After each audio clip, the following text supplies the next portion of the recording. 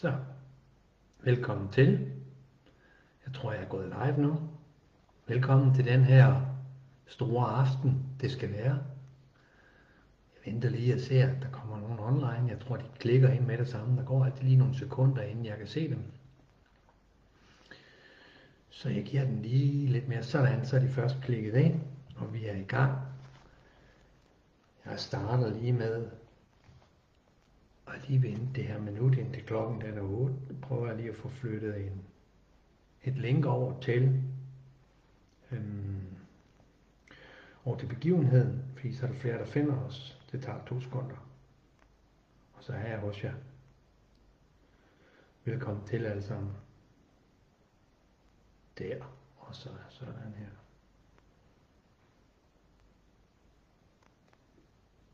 Yes. Godt, velkommen til. Dejligt at se jeres hilsner. Ja, det er simpelthen bare så godt. Det føles altid fantastisk, det må jeg sige. Så lad os stille og roligt komme derud af.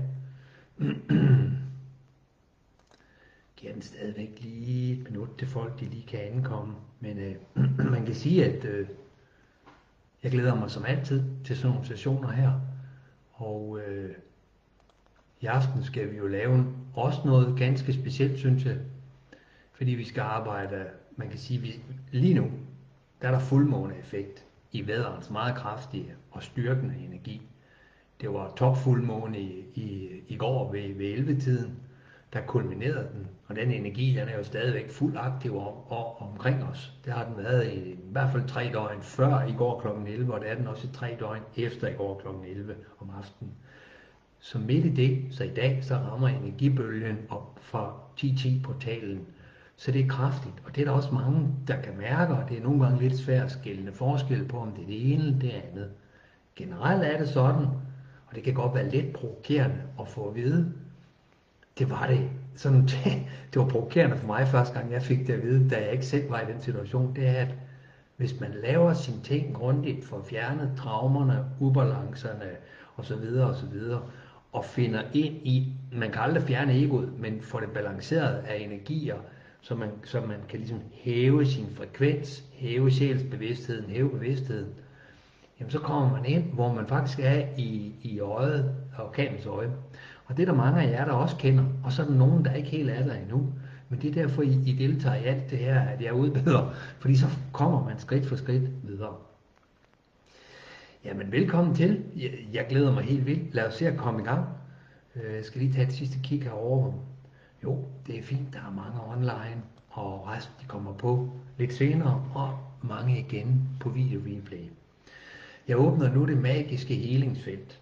Det magiske helingsfelt, som gælder for alt, hvad jeg laver. Hvad enten det er gratis online, eller det er i min skolen for alkemi eller magi, eller som også indeholder individuelle sessioner med klienter, kurser, og workshops og forløb og det hele. Og så alt, hvad jeg laver gennem den her gruppe.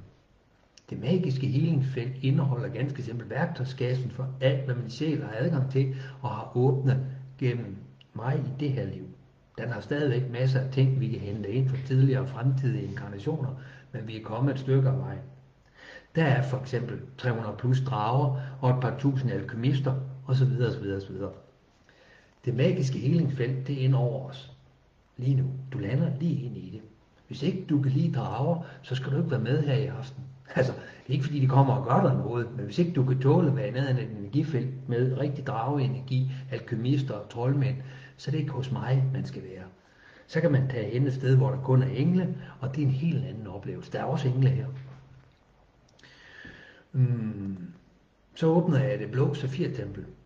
Det er mit sjælstempel for den her inkarnation. Jeg ved faktisk ikke, om den har været det for tidligere inkarnationer. Den sætter jeg ind i midten af det magiske helingsfelt, og så bærer jeg os alle sammen om at blive samlet inde i det blå Safir-tempel.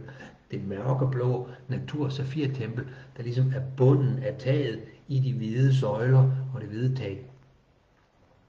Meget balanceret maskulin side, men med balanceret maskulin og feminin inde midt i det blå Safir-tempel. Der inviterer jeg alle ind i at stå i en kæmpe stor cirkel sammen med mig.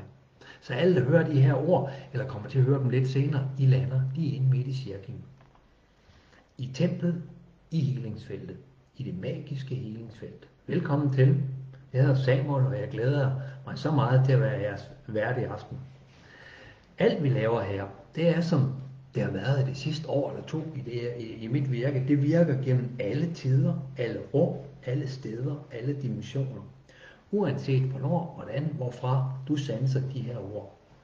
Sanser du dem, om det er gennem naboens væg, eller kærestens computer, eller du selv har sat dig for. Hvis du sætter dig for at være med, så er du med. Uanset om det er om 10 år, du hører det her, eller det er om en time, eller det er nu i den her 3D realtid, som jeg sidder i, som er den 10.10.2022, 5 minutter over 8 om aftenen. Energifeltet til den her session, det er blevet startet op for noget tid siden. Nogle af jer blev budt ind i det og kom med for et par døgn siden. Det er holdt, trygt og sikkert. De 300 drager sørger for, at der er ikke skyggen af en ubalanceret energi, der kommer ind til os, mens vi arbejder.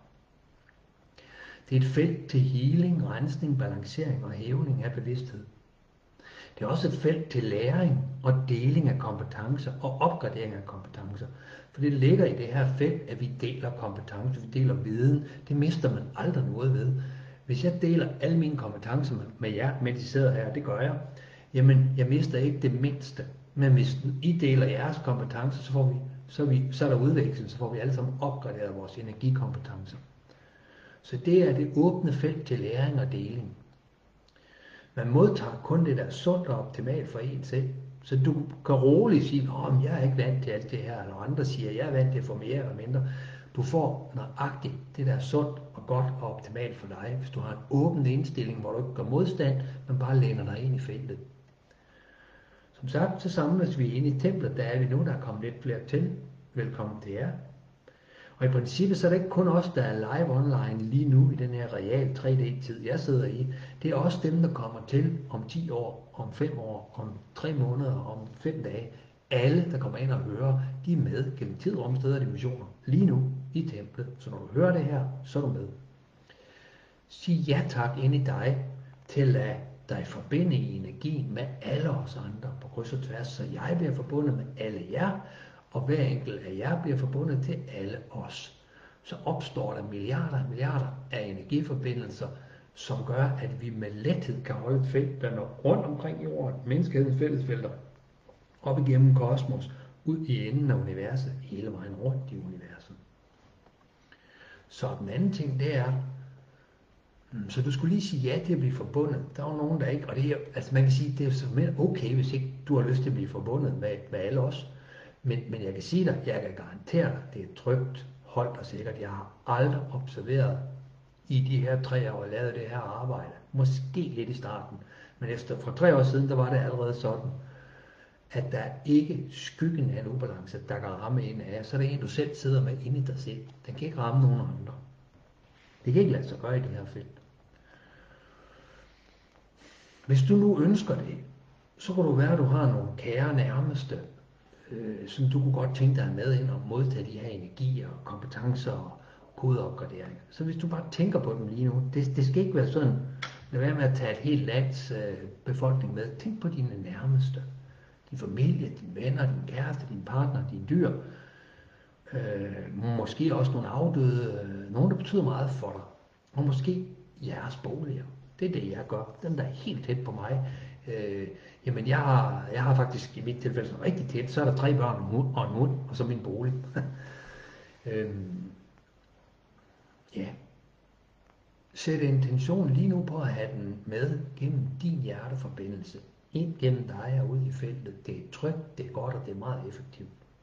Stop med at tænke over, hvordan det virker. Det virker via intentionen og ikke andet. Prøv at mærke, hvordan dit hjerte virker, fordi du udveksler op til mig og til gruppen. Prøv at mærke, hvordan gruppehjertet vokser. Når gruppehjertet vokser, så vokser mit hjerte og dit hjerte. Så kan man godt lige sige, at hvis nogle af dine nærmeste kære, de godt vidste, at du har spurgt dem, om jeg må sende healing til dig, hvis de har sagt ja til at fjernmodtage energi for vores arbejde her, så virker det lidt dybere for dem. Det er for eksempel, mine 3 børn har sagt ja til det, og min hund har jeg sagt ja på hendes vegne, og så ligger hun lige herovre i sofaen. Og hvis ikke folk har sagt ja, jamen så virker det stadigvæk som et dybt tilbud, som deres sjæl og højeste selv kan tage imod, men det er igennem din hjerteforbindelse. Hvis du nøjes med at tage dem ind af den kære nærmeste, så virker det.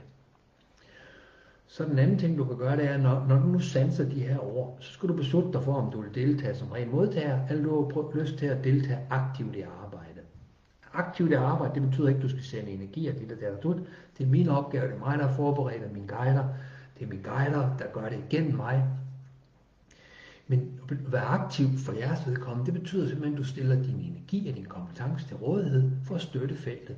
Så når vi er så mange, så bidrager alle sammen med en mikrodel. Og det er nok det, at vi kan det hele. Til gengæld modtager du også dybere, når du bidrager med en mikrodel af din energi, plus alle dine kompetencer. Det er som en tavle, man mister den ikke. Her er min tavle, og her er din tavle. Der kommer bare lidt flere huller og kompetencer og koder i den. Man mister ikke noget. Det er sådan, det virker. Så sæt din intention lige nu, hvis du er usikker, og så tænker du skal lige se ham Samuel af, så start med at være modtager. Du kan altid give op senere. Du kan genlytte næste, og så kan du give den op til at modtage, eller til at deltage aktivt. Du kan også give ned, hvis det bliver for voldsomt, og så videre. Hvis du er ved at falde i søvn, så skynd dig at give op til aktivt. Nu samler jeg feltet. Jeg samler feltet. Prøv at mærke det. Jeg beder mine drager om at hjælpe, når jeg samler feltet. Det er ligesom om at sige, det er for lige at gøre det lidt tættere. Så vi alle sammen lige mærker, at vi er energi. Vi samler lige feltet en gang til. Feltet, som er omkring det hele, og som er nede igennem healingsfeltet, det magiske healingsfelt, og så står vi nede i templet, og så har vi hver sat personligt felt. Prøv at mærke det personlige felt blive lidt tættere.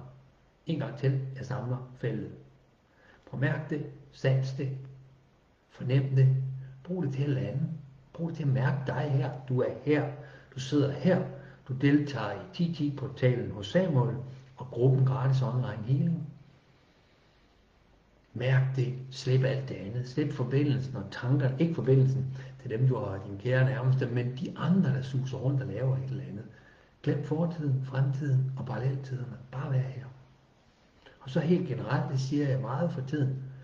Det her, det er ikke healingsmeditation, hvor man ligger ned og siger og hører meditativ indisk musik, hvilket jeg elsker at øvrigt selv at gøre.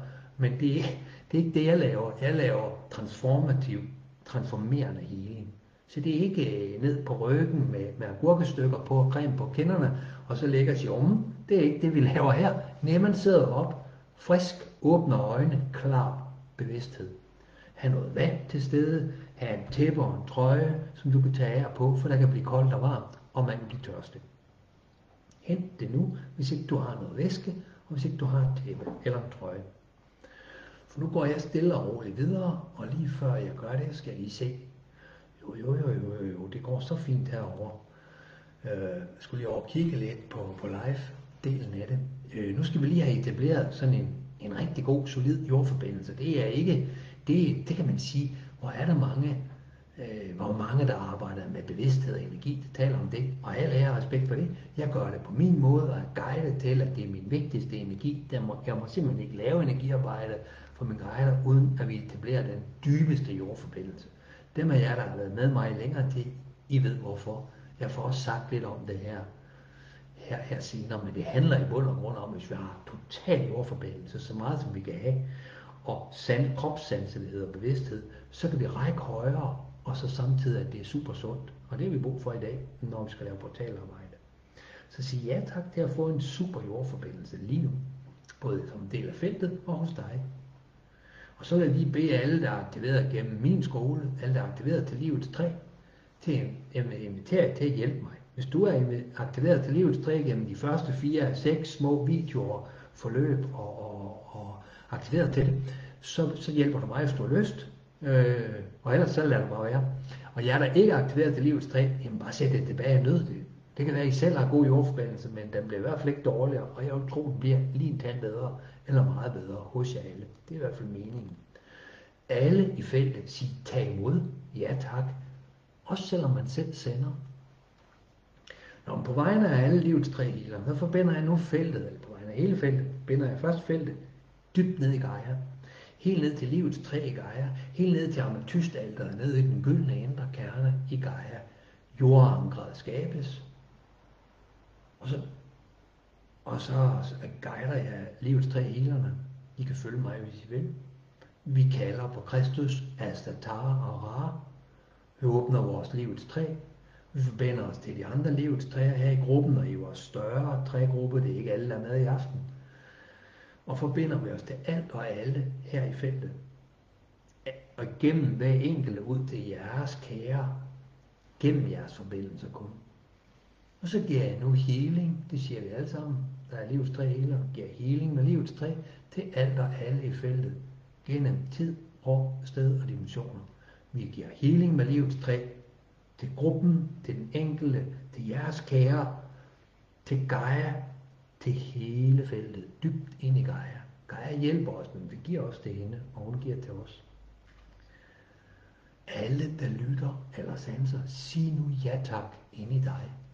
Også mig, også alle de andre livets 3 healer. Vi siger alle ja tak til at modtage det, de andre sender. Og så prøv at sanse, jeg vil tro I alle sammen, hvis I sådan lige er til stede, bevidst, prøv at sanse den jordforbindelse, der kommer. Det føles som, for nogen der siger det, at fødderne de bliver lidt navlet til jorden. Der hvor du sidder, det sidder også godt fast på stolen. Selvfølgelig kan vi rejse os op, men det føles næsten som om, der er lidt mere tyngdekraft. Det er der selvfølgelig ikke. Men det er den energetiske forbindelse, bevidstheden om din forbindelse til jorden. Det er den, det handler om. Det handler om, at du kommer til at føle en konkret, reel, større forbindelse til moder jord, som er menneskets moder. Vi kommer. Menneskevæsenets moder, det er Gaia, det er bevidstheden Gaia. Hun er moderen for alt liv her på jorden. Så kommer sjælene ned, det kommer af et andet system, så vi både er af moder jord og kosmos. Men det er det absolut vigtigste, det er at have den her jordforbindelse. Så derfor lader vi den gå dybere. På en måde for, og jeg ved ikke, det er alle, der oplever det her, men lige nu mærker jeg, at det sker nogle gange, og der er flere af jer andre, der oplever det samme. Lige nu føler man næsten, at man enkeltstående holder jorden. Det gør vi selvfølgelig ikke, men det føles som om mit rødnet, det når ud over jorden. Som om Gaia næsten kommer op i mig, og samtidig holder jeg Gaia. Så jeg sidder oven på Gaia, og Gaia er oppe i mig. Det er selvfølgelig ikke rigtigt, fordi jeg sidder bare her, jeg er bare en lille mig, men følelsen er fantastisk. Det er som om vores rødder slår helt ud på den anden side af jordkloden. Slår nogle kæmpe knuder rundt omkring jorden, og så sidder vi der. Gaias gyldne lys åbner sig. Du kan kigge ned, eller du kan bare gøre det med tredje øje. Sans det. Gaias gyldne lys blusser op igennem dig. Op igennem forbindelsen. Hele vejen op igennem chakrene. Gaias belivningslys. Det bevæger sig fra fødderne og rødderne og opad. Og vi når op til centerpunktet, og der er der en sådan koncentreret energi. Det er det, livets 3 hjælper dig til at nå samling og centrering. Så du kan slippe fortiden, glemme tankerne om fremtiden, glemme paralleltiderne, og komme derind, hvor Jesus og Buddha og alle de andre mestre, de har formået at komme ind, ikke 24/7 hele deres liv hver dag, men i store dele nåede de at gå derinde i centerpunktet. Det er det, vi mediterer for, det er det, vi healer for, det er det, vi går i balance for, det er at komme derind. I zen-tilstanden, i Buddha-tilstanden, i Jesus-tilstanden. Sådan der. Der er mange af jer, der nåede bare, og det er jo kun lige på få minutter det her. Hvis man går med livets 3, sidder og healer med livets 3, og arbejder med det, så kan man komme derind. Altså, det tager lige lidt længere tid, hvis man skal fuldt derind. Men det er det sikreste. Så åbner den kronen, og I kan mærke, det klør op i håret, og kronen er sådan en, kronen er lige så stor, som roden er stor. Og så opstår dit livets 3. Så kan du mærke, der åbner næsten sådan en dør, en port i hjertet. Og det er simpelthen sådan, at når du sidder og arbejder med i livets 3, enten som healing til dig selv, eller til andre. Nu sender jeg jo healing til alle jer, så jeg er healeren, det er også nogle af jer andre, der er. Så det, når man mærker, at der er nogen, der har lidt modstand mod, eller det er lidt svært at få jordforbindelsen helt ud, eller det er lidt svært at få centreringen, eller det er lidt svært at få kronen åben, så kraften gennem hjerteporten, den kommer og sørger for, at det ikke er ubehageligt at få forløst de mindre og de mellemstore traumer og ubalancer. Man kan ikke få forløst de allerstørste i en gruppesession med livets træ. Det kræver lidt mere individuelt arbejde eller session. Men man kan få forløst de små og de mellemstore, så vi kan få større jordforbindelse alle sammen. Sådan der. Nu er der en ganske solid jordforbindelse. Man kunne godt have siddet og brugt lidt mere tid på det, men jeg synes, den er, som den skal være. Jeg beder livets træ healerne om at hjælpe mig med at holde livets træ healingen gennem hele sessionen. Jeg beder Gaia, dragerne og guiderne om at holde. Så skal vi lige have åbnet op med lidt lys, sådan ekstra meget lys. Vi indeholder alle sammen lys, men nu får vi et boost, så der bliver endnu mere af det.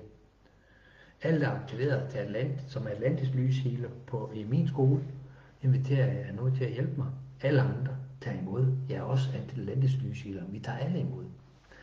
Nu forbinder jeg lige feltet hele vejen op til ametystalteret, op i solpyramiden i Kosmos Atlantis. Og jeg beder Atlantis lyshealerne om at hjælpe mig. Jeg beder om hjælp fra Kristus, Astatara og Ra. Jeg forbinder mig til alt og alle i feltet. Jeg giver Atlantis lyshealing til alt og alle i feltet. Sig ja tak ind i dig. Det skal vi alle sammen gøre. Også mig. Ja tak. Jeg giver Atlantis lyshealing til alt og alle i feltet. Gennem tid, rum, sted og dimensioner.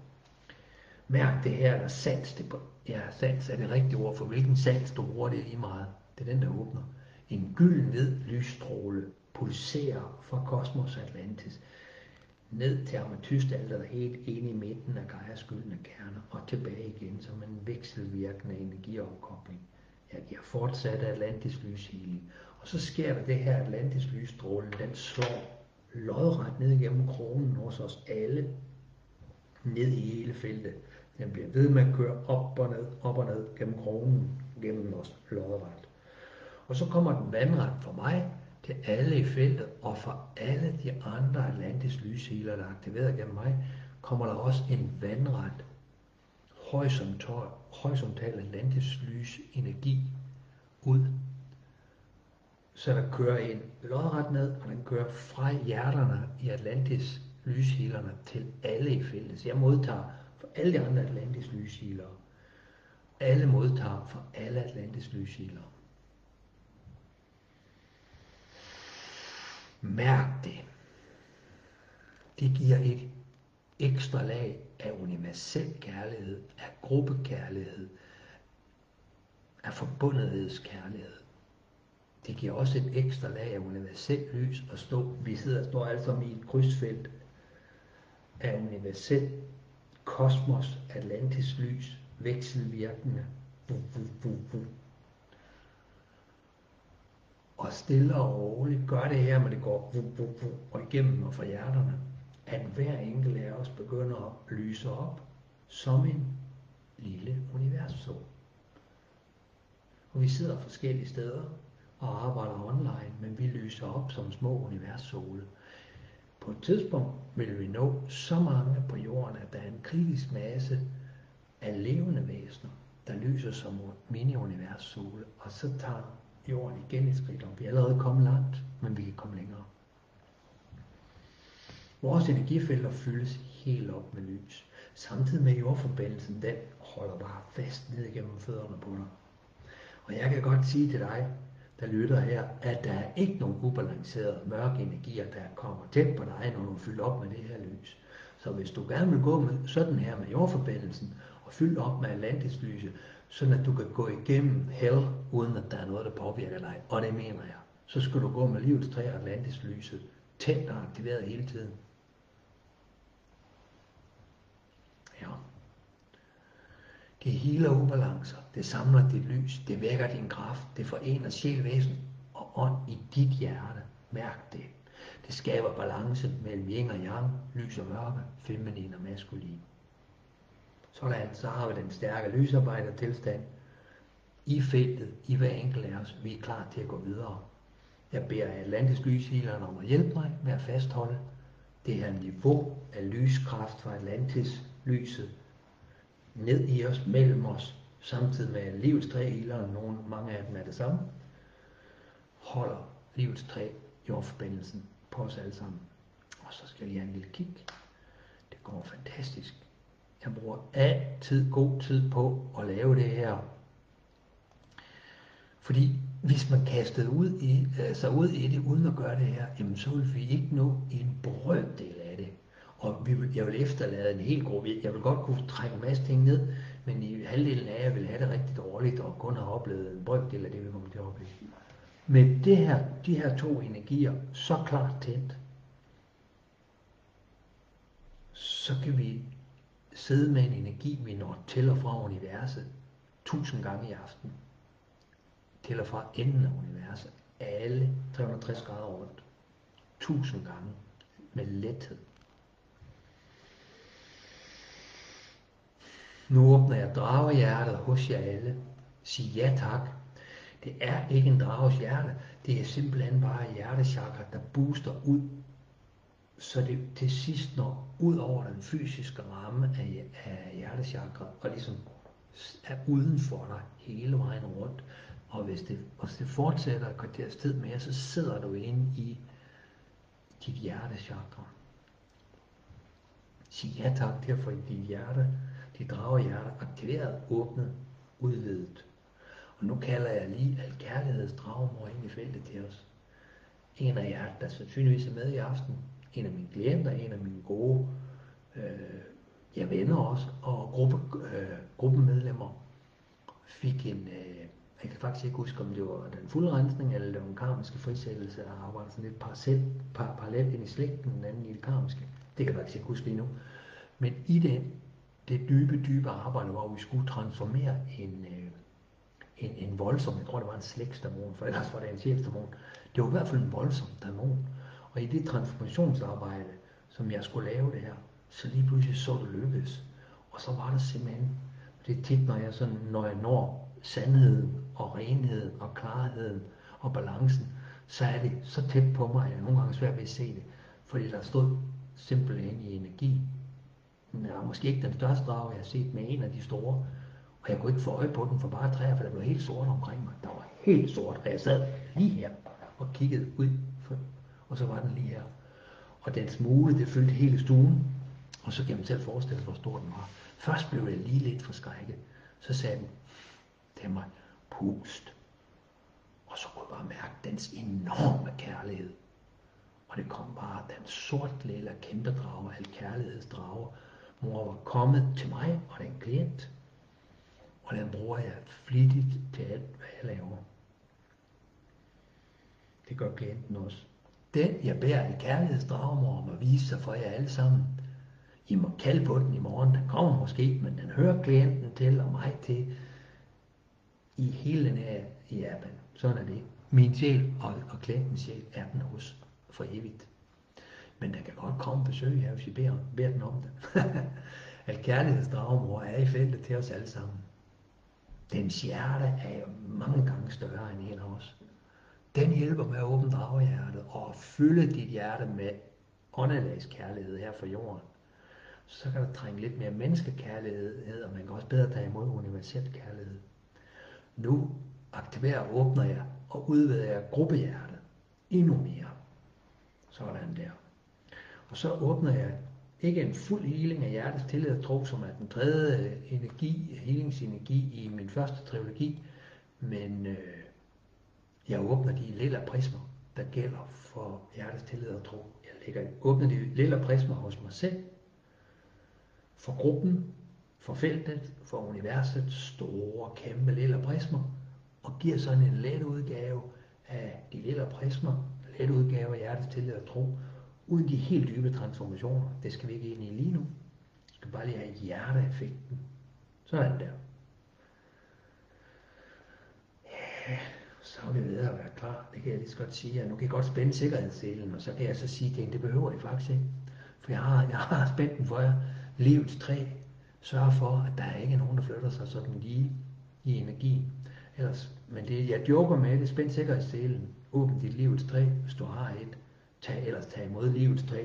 Sådan der. Så er vi ved at være klar, kære venner. Nu skal vi op og opleve det her, vi er her for i aften. Læn jer ind i energien. Sæt jer godt til rette. Find et tæppe. Jeg skal faktisk have et tæppe på lige nu. Fordi nu begynder der Måske noget. Det kan være, det flår det er lige om lidt, fordi så er det for varmt. Jeg guider jer igennem nogle af de andre energitools, jeg bruger rigtig meget. Jeg åbner nu universets solpyramide fra Atlantis. Det er en energetisk kopi af universets største solpyramide, der er fra det kosmiske Atlantis. Energifeltet fra den allerstørste solpyramide, fra centertorvet i kosmiske Atlantis. Det er en energifelt, som kan udvide sig og samle. Den kan bruges som transportmiddel til pyramider gennem universet. Det har vi selv gjort i tidligere inkarnationer. At jeg kan bruge den til rigtig, rigtig meget allerede nu. Og lige nu, der er den nede over feltet. Den er mange gange større end hele det magiske healingsfelt. Så den er her henover os. Kig. Og på en eller anden måde kigger vi lige op igennem templet nu. Så selvom der var safir deroppe, så kigger vi i hvert fald lige op igennem. Vi står i templet i det magiske healingsfelt og kigger ind i universets største pyramide. Den er gylden og krystallinisk. Og så prøv nu. Ja, altså jeg gør det ikke, for jeg sidder her og arbejder og skal lige holde øje med forskellige ting. Jeg lukker ikke mine almindelige 3D-øjne, men jeg vil bede jer, de fleste af jer, om at lukke øjnene, for I ikke kommer til at kigge med jeres almindelige øjne, og så åbne sanserne. Sans med det tredje øje, sans med alle dine primære sanser. Mærk, se, hør, duft, smag. Og så den sjette sans, nej, de sjette sanser. Og fornem med de 7 sjette fornemmesanser. Der er snart 8. Lige nu er der 7. Så er der 5 plus 7. Det er 12. Det svarer til de 12 nuværende hovedchakra. De 12 nuværende dimensioner i vores personlige individuelle energisystem. Det er der snart bliver til det 13. Det er det, der skal ske faktisk på søndag i et aktiveringskursus, som jeg holder. Der åbner vi til det 13. hovedchakra, og til den 13. dimension i vores personlige individuelle system, så får vi også den 13. sans åben, den 8. 6. sans. Og så trækker vi centersolenergien ind. Men det er på søndag. I aften skal vi bare lige fornemme med de nuværende 6. sanser. Så luk øjnene og kig op. Sans opad med alt, hvad du kan sanse med. Ikke kig menneskeøjnene.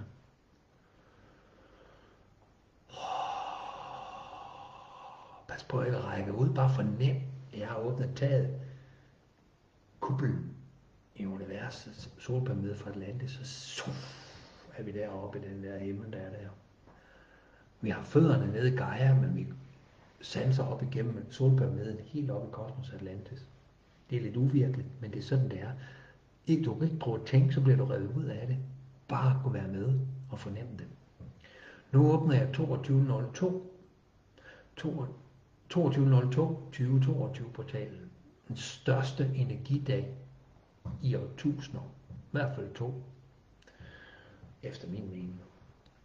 Efter det jeg får at vide. Det har åbnet her i februar måned i år. En real time, øjeblikkelig, instant kontakt, hvis man er klar til det, til alle 7 pillars of the universe. Alle de steder, kernesteder, inklusive jorden, hvor der er besjælingsprogrammer i så stor format, at det er blevet til en pillar of the universe. Plus så kosmisk Atlantis.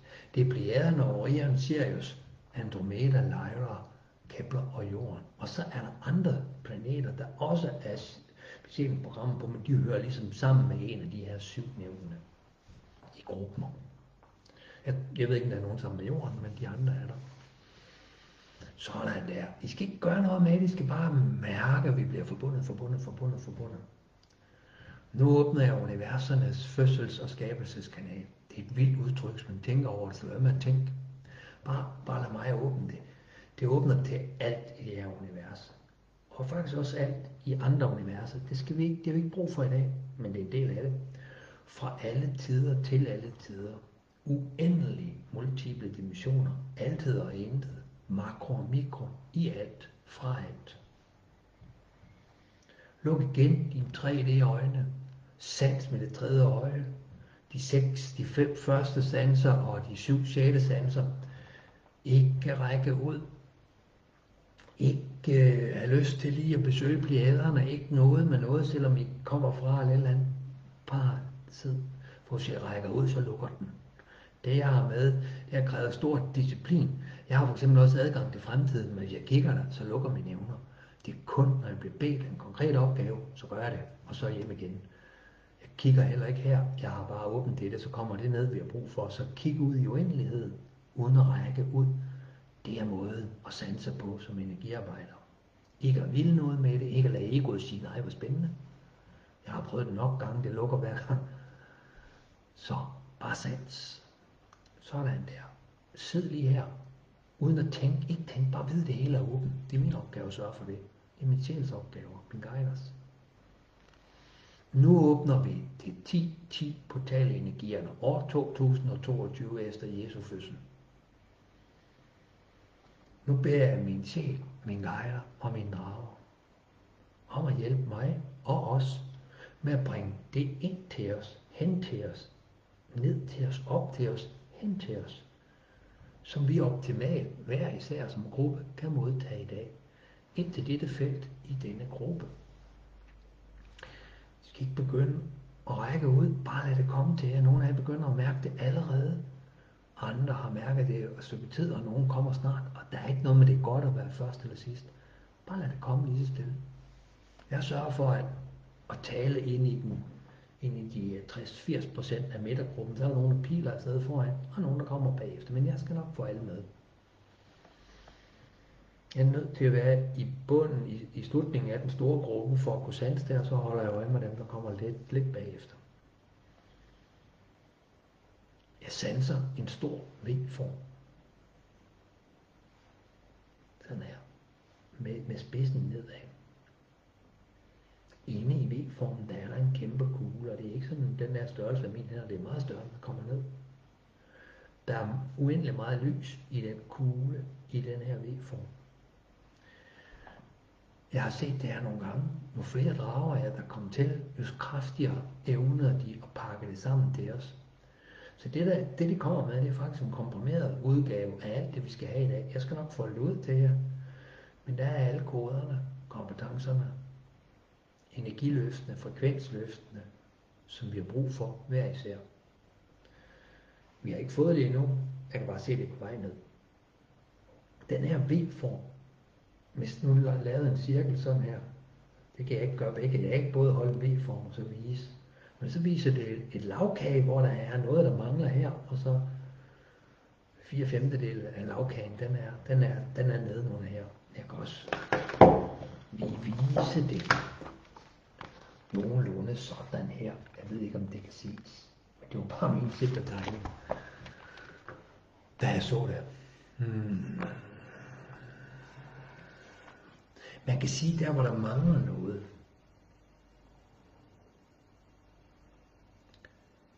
det er noget, det udtrykker, hvad vi som mennesker lige nu mangler, før vi kan komme hen til alt det, der er meningen med menneskeheden lige nu. Det er noget, at det kommer jo ikke alt ned i dag, men alt det, der kan komme til os i dag, det kommer i dag. Med øget frekvens, mere lys, flere koder, flere kompetencer til den her nye tid, vi står i opstigning. Det skete også sidste år, det er bare endnu mere intens nu. Nu tror jeg, efter først jeg har frøst nu sveder jeg, så det bliver op og ned. Sig ja tak til snart at modtage det her drøm. Nogle af jer mærker, at jeg har modtaget. Det har jeg ikke. Det har jeg ikke, kan jeg sige. Der kommer meget mere. Jeg skal lige nævne, at nu er vi her igen. Altså menneskesamen var ikke med sidste gang, for det er 26.000 år siden. Der er en cyklus, der hører ikke vores måne og vores sol og vores, men man kan sige, det er den store Mælkevejsgalakse, vi hører del af, der er lidt større end det. Den har en rute rundt i universet. Det varierer lidt hele tiden, men cirka 26.000 år efter i vores lille 3D-menneskeregning, så er vi tilbage igen. Samme sted i universet, og så alligevel ikke, for universet har jo udvidet sig. Og der er kommet noget andet derhen, og vi har flyttet os lidt. Det der bare er, det er, at man kommer rundt i universet, det vil sige, at den åbner igen for en ny tid. Det er derfor, at der er cirka 13.000 år nu, hvor frekvensen først går opad, og så går nedad, så når den om 13.000 år et sted, hvor den derefter går længere ned, hvor der er mere mørke end lys. Cirka februar 2021, der kom vi derhen, hvor 5 det åbnede på jorden, og hvor vi kunne træde ind i de her næste 13.000 år. Og så februar i år, der åbnede 7D på jorden, fordi vi kom så længere hen. Og nu er vi hen imod en ny Atlantis-periode, som i teorien kan opstå i morgen, det tror jeg ikke, den gør, inden for de næste 5-6.000 år på jorden. Det kan også være, at det går lidt hurtigere. Så mellem 5 minutter og 5.000 år, sådan cirka. Det er ikke så vigtigt, når det er. Jeg skal bare lave min del, og I skal lave jeres del. Se, det er det, vi er her for. Vi får vores del af det, så vi kan gøre vores del. Vi aner aldrig, om det her er den sidste inkarnation, som vores sjælsprogram er i. Da Jesus han var her for 2000 år siden, der var det hans sidste. Det tror jeg ikke, han vidste, før at det var over. Altså hans menneskevæsen vidste det ikke. Vi er en 6-7 milliarder hernede. Jeg kan i hvert fald sige med sikkerhed, det er ikke os alle sammen, at der er det sidste inkarnation. Det er så få af os, så det skal vi lade være med at spekulere på. Vi skal bare lave opgaven. Og jeg tager selv gerne flere runder. Og det er jeg jo nødt til at sige, for min sjæl gør det, uanset om mennesker mig vil være med eller ej. Anyway, mens nu jeg sidder lige og underholder jer lidt, så er den her V-form med en kugle nedeni, og så den store en lyskugle, den kommer tættere på jer. Nu er I nødt til at åbne og udvide jeres chakra, vores chakra, gruppens chakra, den enkelte chakra, for at der bliver plads.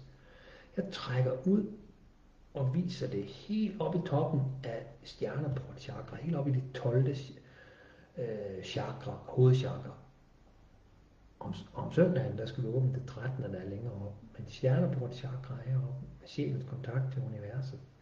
Det udvider vi, strækker ud, og så sjælstjerne chakra, der ligger lidt længere nede, det 11. chakra, kontakten til akasha-giverne, og så kausal chakra, det 10. hovedchakra, måne chakra, det feminine chakra, og så går vi ned til det 7. chakra, hovedchakra, kronen, udvider, det er lidt mere trægt, det er lidt sværere, og vi trækker lidt mere, kronen skal udvides, 3. øje, det 6. hovedchakra udvides, halsen, det 5. hovedchakra udvides.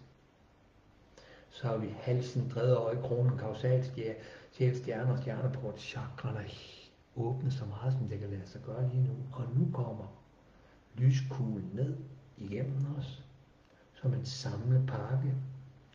Sig ja tak, sig ja tak igen, sig ja tak virkelig inderligt. Det du får nu, det er den pakke, der kan gives til for universet, i vores del af galaksen, i vores del af universet og galaksen lige nu, til menneskeheden. Og du får det, der er beregnet til dig. Det er min drage, guider sørger for. Du får en kvantefysisk, det vil altså sige, det er lidt mere end bare sådan noget småtteri, en reel kvantefysisk stepstigning i lysintensitet og energifrekvens. Vi åbner for de allernøeste multidimensionelle forbindelser mellem sjæl, væsen og krop, og mellem mennesker, guider og mestre. Det er nogle af jer føler, at de siger, i jeres felt. Og I vil måske opleve, at vi har en tættere kontakt til jeres guider, til jeres sjæl, til englene, til mestrene. Vi får alene hver især de her forbindelsesmuligheder, jeg har talt så uendelig meget om lige siden den 22.02. Det får I alle sammen mere af, så tag imod det, så I kan følge jeres egen forbindelse op igennem 7 Pillars of the Universe.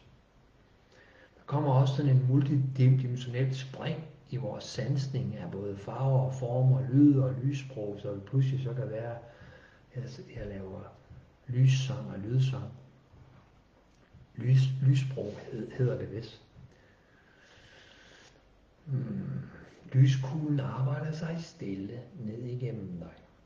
Hvis der er lidt modstand, hvis du føler, det spænder nogle steder, så sig ja tak en gang til ind i dig, eller mange gange. Ha' tillid og tro. Tag noget koldt vand. Tag tæppet af, eller tag det på, alt efter hvordan du har det med varme og kulde. Heroppe hvor V-formen var, er der nu næsten ved at være 2 hænder, der står og holder. Om det er universets fader, eller det er menneskehedens moder, hun er det universets fader, der holder i hvert fald i en eller anden udgave, ned igennem det her felt, holder den her kæmpe V-form, så det den her kugle, der er på vej ned, den bliver ved med at være på vej ned. Ja, det er sådan lidt mærkeligt, men det er sådan, det føles. Den er på en måde stadigvæk rundt, og samtidig er den aflang, for den bliver ved med at køre nedad. Den kan køre igennem det samme chakra mange gange. Og det er altså for de allerøverste til og med halsen. Det er der, vi når til indtil videre. Vi skal nok komme længere ned. Vi gør plads, vi udvider. Mærk det ned igennem chakrene.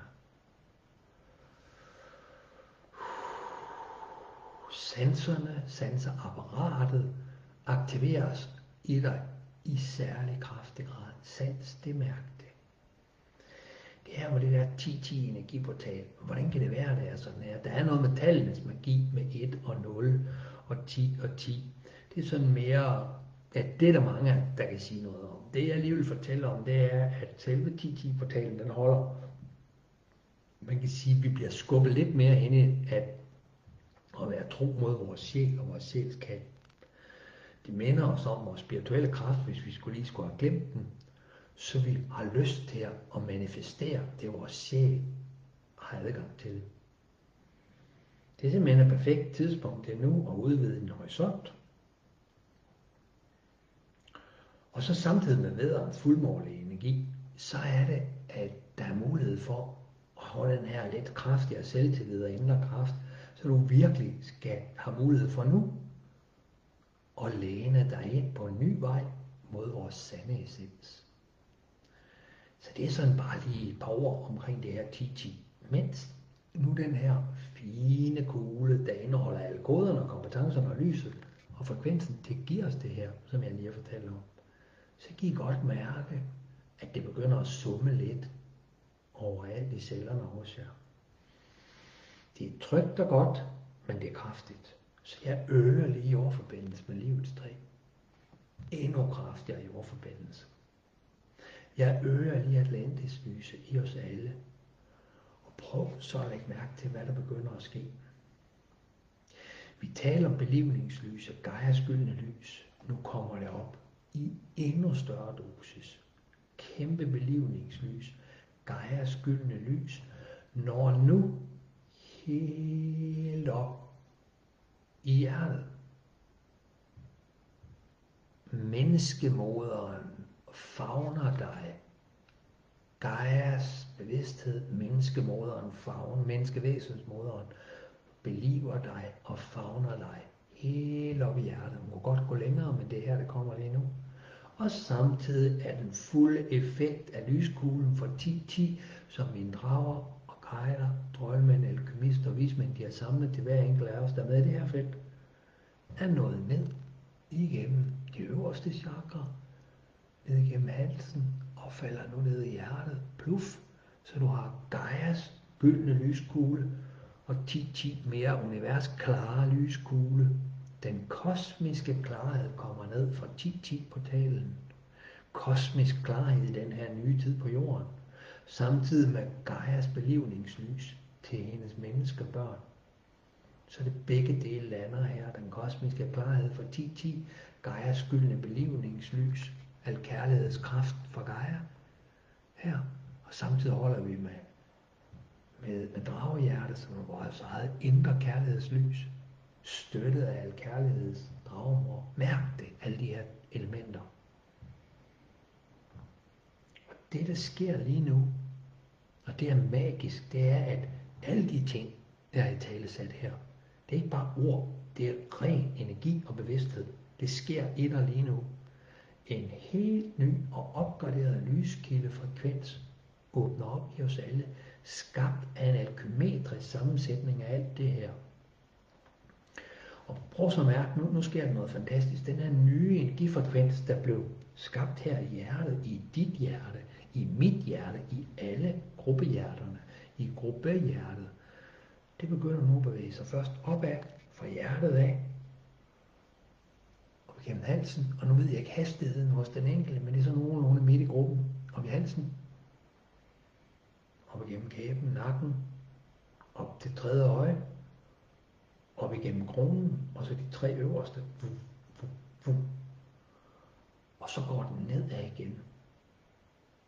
Og der sker noget, for den er op og vende, og ligesom uden for vores normale chakra, og så går den nedad igen, så kommer den ned, og når tilbage til hjertet, og så går den for første gang med 10-10 energi 2022 ned i solar plexus.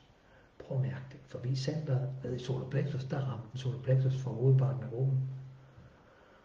Og det er fedt, fordi så er det en ny belivningsenergi for Gaia. Den kender alle vores nedre chakra, men nu med 10-10 kosmisk klarhed går den igennem solar plexus, ned i hare, det føles godt, og helt ned i rodet, og breder sig ud gennem dit store, stærke jordnet, jordforbindelsesnet fra livets træ, ud i rødstjernen, ud i rødnettet, ud i Gaia, ned i Gaia, der udvikles direkte med hende nu. Hun har selv sendt noget op, nu sender vi noget tilbage. Der er en kombi. Og så går det op igen, og så ud gennem navlechakret, ud i åndelaget.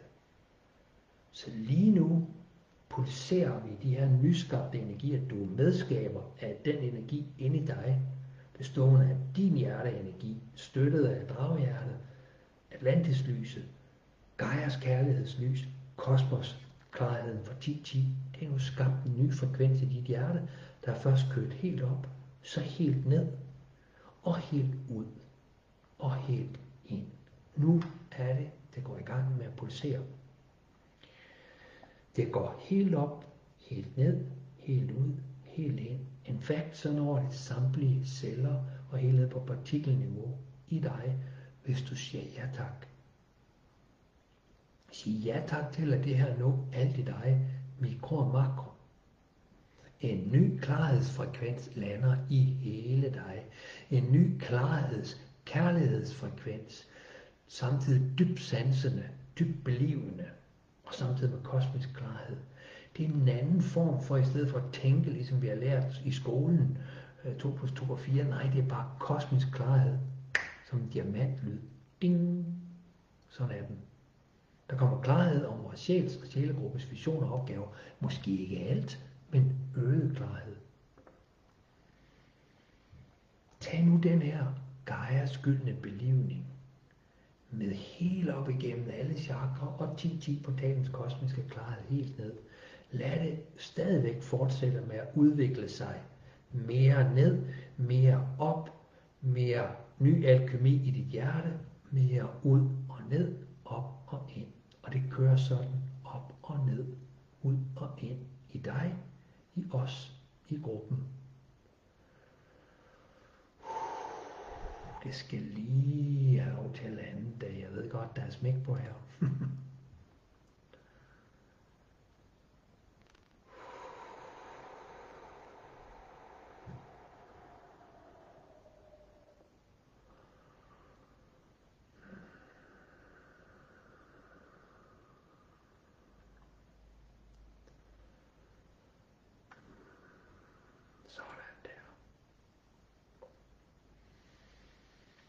Jeg skal lige mærke, at gruppen er med.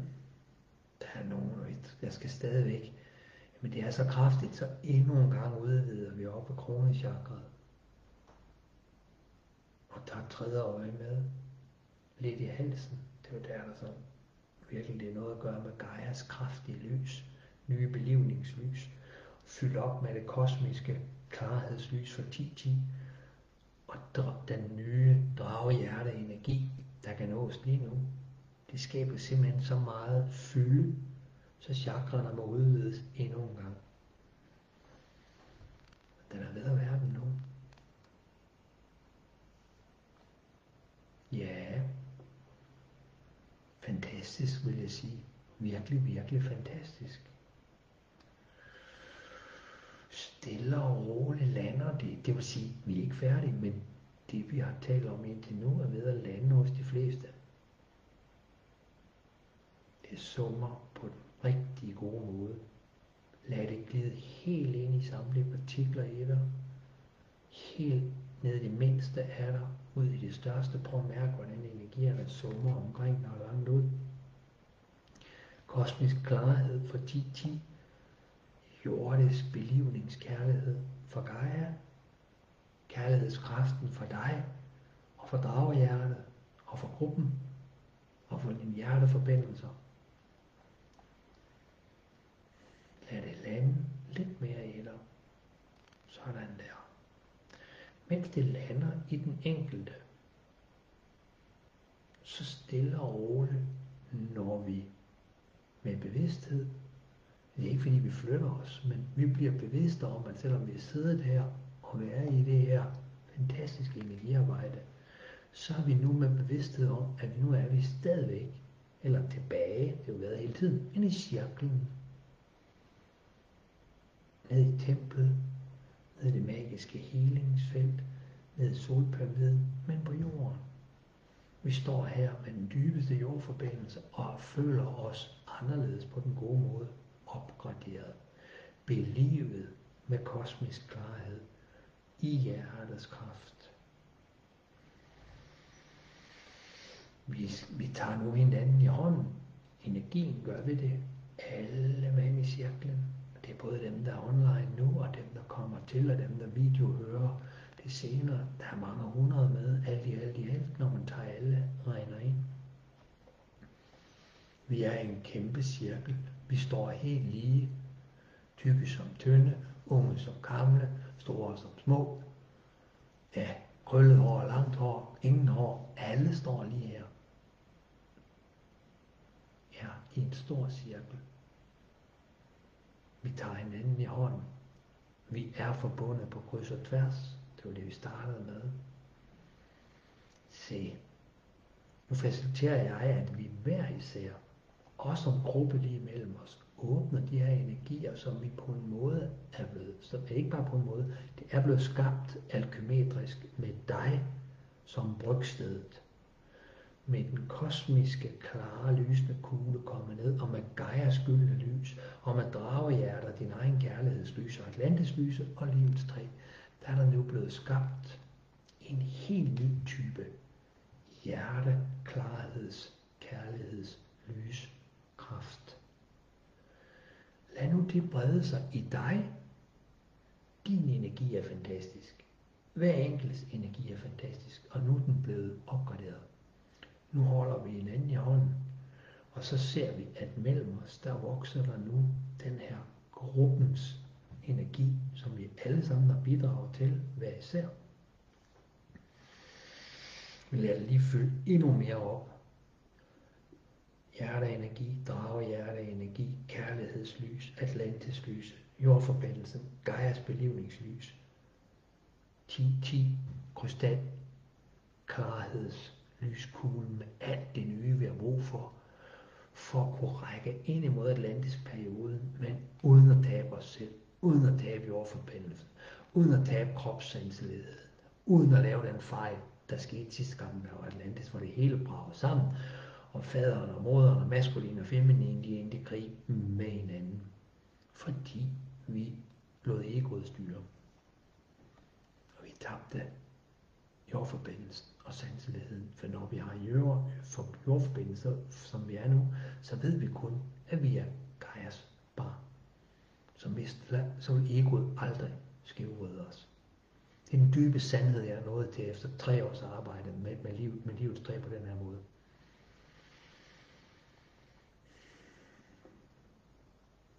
Nu åbner vi den energi, jeg åbner, du åbner. Du skal bare følge mig. Du har hele kraften i dig, og sammen så bliver vi 10.000 gange, 1 million gange stærkere. Hver enkelt af os lyskraft bliver 1 million gange stærkere. Når vi så lægger det sammen, så bliver det trillioner gange stærkere. Tallene kan ikke engang rumme. Jeg kan bare se alle de mange nuller. Jeg bliver bare ved. Sådan her, så er vi ved at have den. Nu har vi en kæmpe gruppekugle, der er skabt af hver enkelts kugle, som er blevet landet af alt det, jeg har talt om. Nu følger I bare mig. I skal ikke gøre andet end bare sætte jeres aktive energi ind, eller hjælpe energi ind.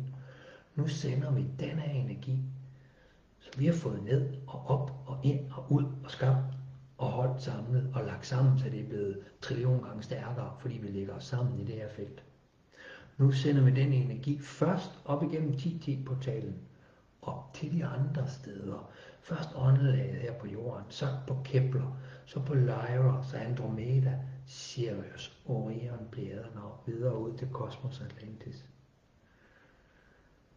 Og mens det sker, så vender det op i Kosmos Atlantis, og så sender de tilbage med deres opgraderinger til vores opgraderinger. Det var vores opgave i aften. Vi var kritisk masse nok til at repræsentere menneskeheden til det arbejde, og så få det op igennem 2202-portalen og få den ned. Det er jo vores bidrag. Det er den her gruppes bidrag. Det er det, der sker på jorden lige nu. Det er ikke det samme, der skete i andre 10-10 portalceremonier. Der er sket noget andet. Det her, det var vores bidrag. Vi er ikke færdige. Nu kommer det ned. Prøv at lægge mærke til det, der kommer ned. Det er en anelse anderledes. Det er ligesom om, man skal sige det, energien er endnu mere mættet, er endnu mere krystallinsk, er endnu mere fyldig. Og det er det, den er. Den er flerdimensionel, den har højere karat i den krystallinske energi, fordi alle de andre steders bedste ting er lagt i det, ligesom vi lader hjerte-energi ind i det, som er vores stærkeste kraft. Heldigvis holder vi egoet og hjernen lidt til side, fordi det er jo bare noget matematik og nogle regnestykker og noget skolelærdom. Det holder ikke på den lange bane, selvom det er ret tæt på at beskrive virkeligheden. Men det er kun ret tæt på.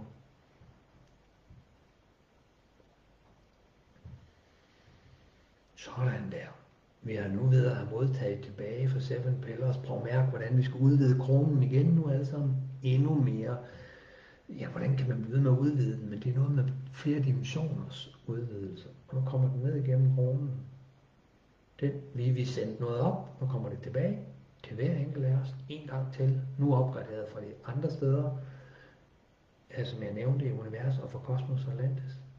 Og der når ned igennem os. Prøv at mærke, når den ned igennem Hare igen. Og roden. Og helt ud. Og ned i Gaia. Vi er nu den der. Sender den ned i Gaia. Der kommer op igen, og så pulserer det. Så er vi klar til den næste opgang. Nu skal vi, som repræsentanter for menneskeheden og jorden, nu skal vi lægge den her energi ud, vores gruppes bidrag, efter alle de opgraderinger, alkymetriske transformationer, der er skabt i den her gruppe, med hjælp fra alle dem, der hjælper os. Nu gør vi det samme igen, vi lader det vokse i os. I kan se, der er en anden farve i vores lys, der er en højere karat, der er flere dimensioner. Nu lader vi det vokse omkring hver enkelt af os, og så vokser det ude i feltet mellem os. Det er ubeskriveligt smukt. Og så guider jeg, at vi tager kuglen og sender med fælles kraft op og ud i menneskehedens fælles felt. Det har været igennem jordens åndelag, så nu er det menneskehedens fælles felt, som ligger som sådan en lille del for skudt af. Menneskehedens fælles felt får nu den her energi ud rundt i hele jorden.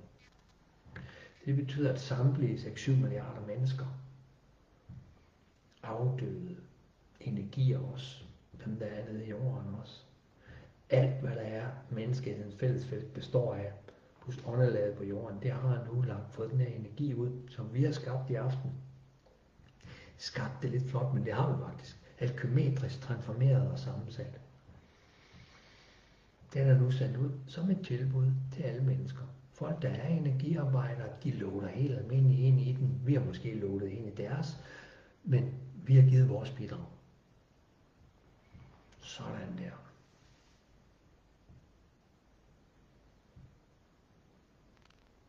Nej, det er smukt. Sid nu lige så stille og nyd det fantastiske energiarbejde, vi har været igennem.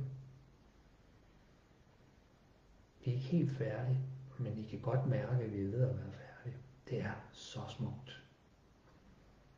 Og der er, nu lavede jeg lidt den der med, at man ikke kun lide drager og troldmænd og alkymister og vismænd og elver og åndelagsvæsener fra fantasiverdenen, selvom de er virkelig inde i 7D og 6D og 5D. Hvis man kan lide dem, så må man tage et sted hen, hvor der kun er engle. For eksempel, englene er altså også, og det var det, jeg lige skulle til at sige, det er, der er en engleskare omkring os, ud over alle de andre nævnte lysvæsener.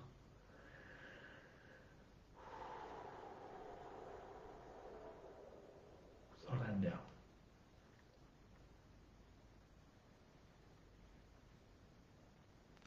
For dem af jer, der har været med mange gange med mig, jeg siger normalt på et tidspunkt, i starten eller halvdelen i det, det er godt det her, lad os blive her. Det gjorde jeg ikke, men det siger jeg nu. Det er godt det her, lad os blive her. Prøv at mærke evigheden nu helt ind til dig. Prøv at mærke stilheden, letheden, evigheden, friheden, rummeligheden, kærligheden.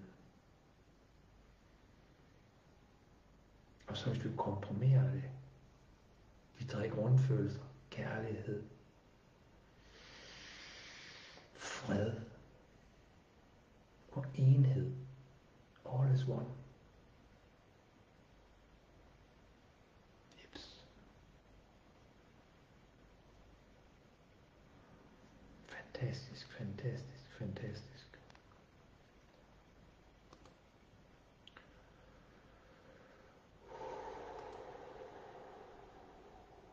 Stille og roligt åbner jeg livets træ. Tag mere.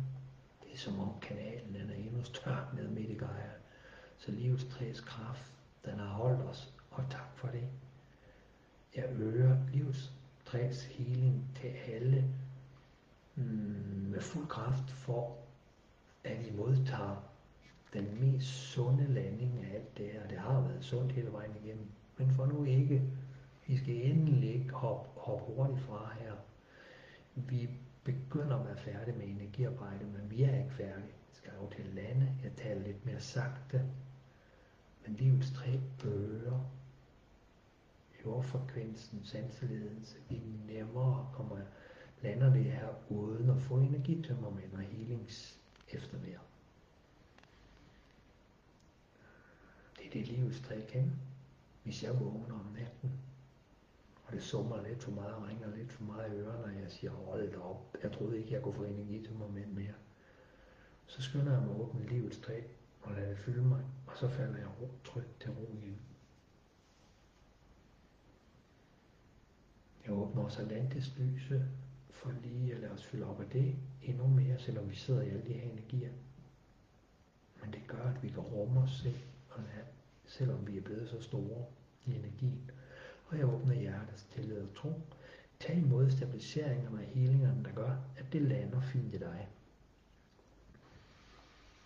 Og så vil jeg bede jer om, stille og roligt, og begynde at skrive lidt delinger, lidt sansninger, lidt kommentarer, lidt spørgsmål. Hvad du har lyst til at sætte på ord ved den her oplevelse.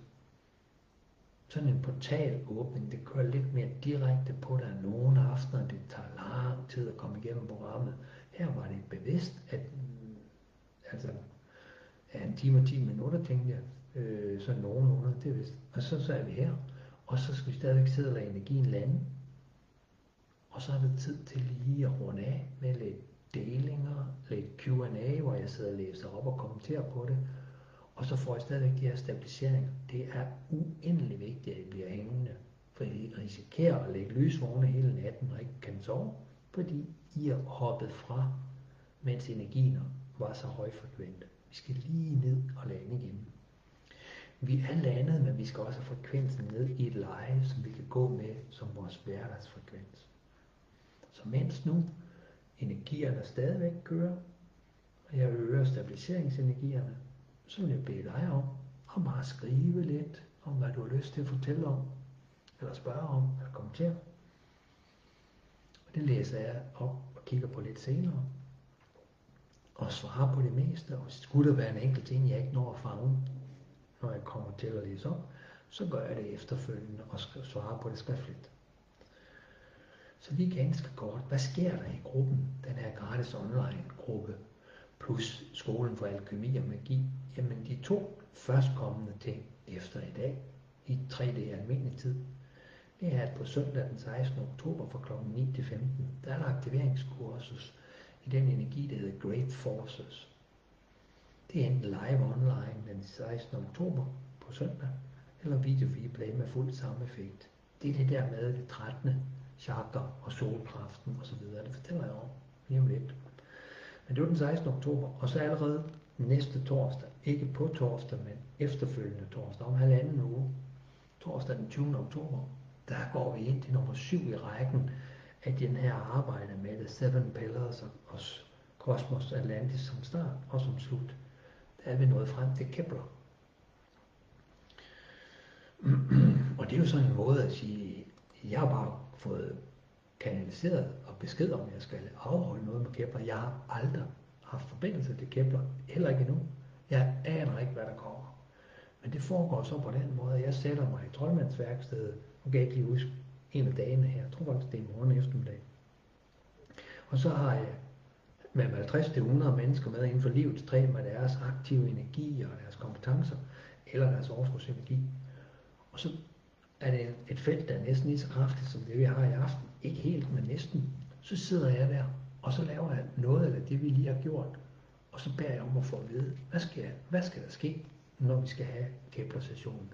Så får jeg en koncentreret udgave, meget koncentreret udgave af det, der skal ske, som jeg så skal folde ud på aftenen med Kepler. Jeg har også tilsvarende haft 2 sessioner i forberedelse til i aften. Men der skete alligevel 80%, som jeg ikke anede noget om her i aften. Men jeg får lige en dosis af koncentration, så jeg ved, hvad handler det om. Ikke så jeg ved det med min hjerne, men så jeg er blevet energiforberedt, så jeg kan holde fokus og guide gruppen. Det er sådan, det foregår. Og så i øvrigt, så har jeg faktisk fået, jeg har mange af jer, der har været med nogle år eller nogle måneder, har set, at jeg gennem de sidste måneder har sat intensiteten op af nye ting i gruppen. Det er jeg guidet til. Det starter i sommerferien, og så er det bare taget til. Nu er det sådan ved at have toppet. Nu kommer der også lidt mere roligere tider. Men der er nogen, der har sagt, jeg kan ikke godt styre på det, Samuel. Har du ikke en hjemmeside med et overblik? Og det har jeg ikke. For jeg er bare mig, og så har jeg den her gruppe, der hedder Gratis Online. Og derinde er der overblik nok. Og nu vil jeg fortælle, hvordan man meget simpelt får et overblik. Så hvis du er en, der sådan tænker, at jeg kan ikke finde rundt i alt det, Samuel udbyder, eller du godt kunne tænke dig at få et overblik, så spids ørerne nu. Fordi der er 2 steder, du skal kigge. Til gengæld skal du lige kigge det grundigt. Du skal kigge under begivenheder. Lige meget om det er mobile, en smartphone, eller det er en PC, så er der noget, der hedder begivenheder. Tryk på fanebladet begivenheder. Så starter det med de kommende begivenheder. Den kan jo ikke vise mere end 4-6 kommende begivenheder. Så er der noget, der hedder flere eller more, alt efter dansk eller engelsk display, sprog. Så trykker du på den, og så viser den flere kommende. Der er faktisk 15 kommende begivenheder, lige pt. Derinde. Nogle af dem er kommende, fordi det er video replay af tidligere kurser med fuldstændig samme effekt. For eksempel den første trilogi. Men de fleste af dem, de ligger oppe i toppen. Det er dem, der kommer her i den her nærmeste tid. Hvis du går lidt længere ned, så er der noget, der hedder tidligere begivenheder. Der ligger der faktisk 90, snart 100 tidligere begivenheder, der går fra den, vi holdt for nogle få dage siden, og så helt tilbage til den allerførste, som der er registreret. Der kan man gå ned og trykke på den, og så kan man finde videoen fra den session, hvis man skulle have lyst til det, for der er over 80 healingsvideoer, helt gratis, fuldstændig for alle. Men det er jo mere for at sige, hvad sker der? Gå ind i kommende begivenheder, dem er der 15 af. Gå ind i tidligere begivenheder, hvad er der sket? Den anden sted, I kan få information. Det er under udvalgte opslag. Der er ikke 100 udvalgte opslag, der er måske 20 eller 30. Hvis I kigger dem igennem, så er I opdateret med, hvad der sker. Er de mest vigtige. Så kan I finde ud af, hvad der sker i gruppen og i mit virke, hvis der er nogen, der er interesseret. Nå, så informerer jeg lidt mere, mens I stadigvæk skriver lidt om jeres delinger, så kigger jeg på dem lige om lidt. I må meget gerne invitere jeres Facebook-venner ind til gruppen. Man kan kun invitere nogen, man er Facebook forbundet med, kontakt eller venner, eller hvad nu man kalder det.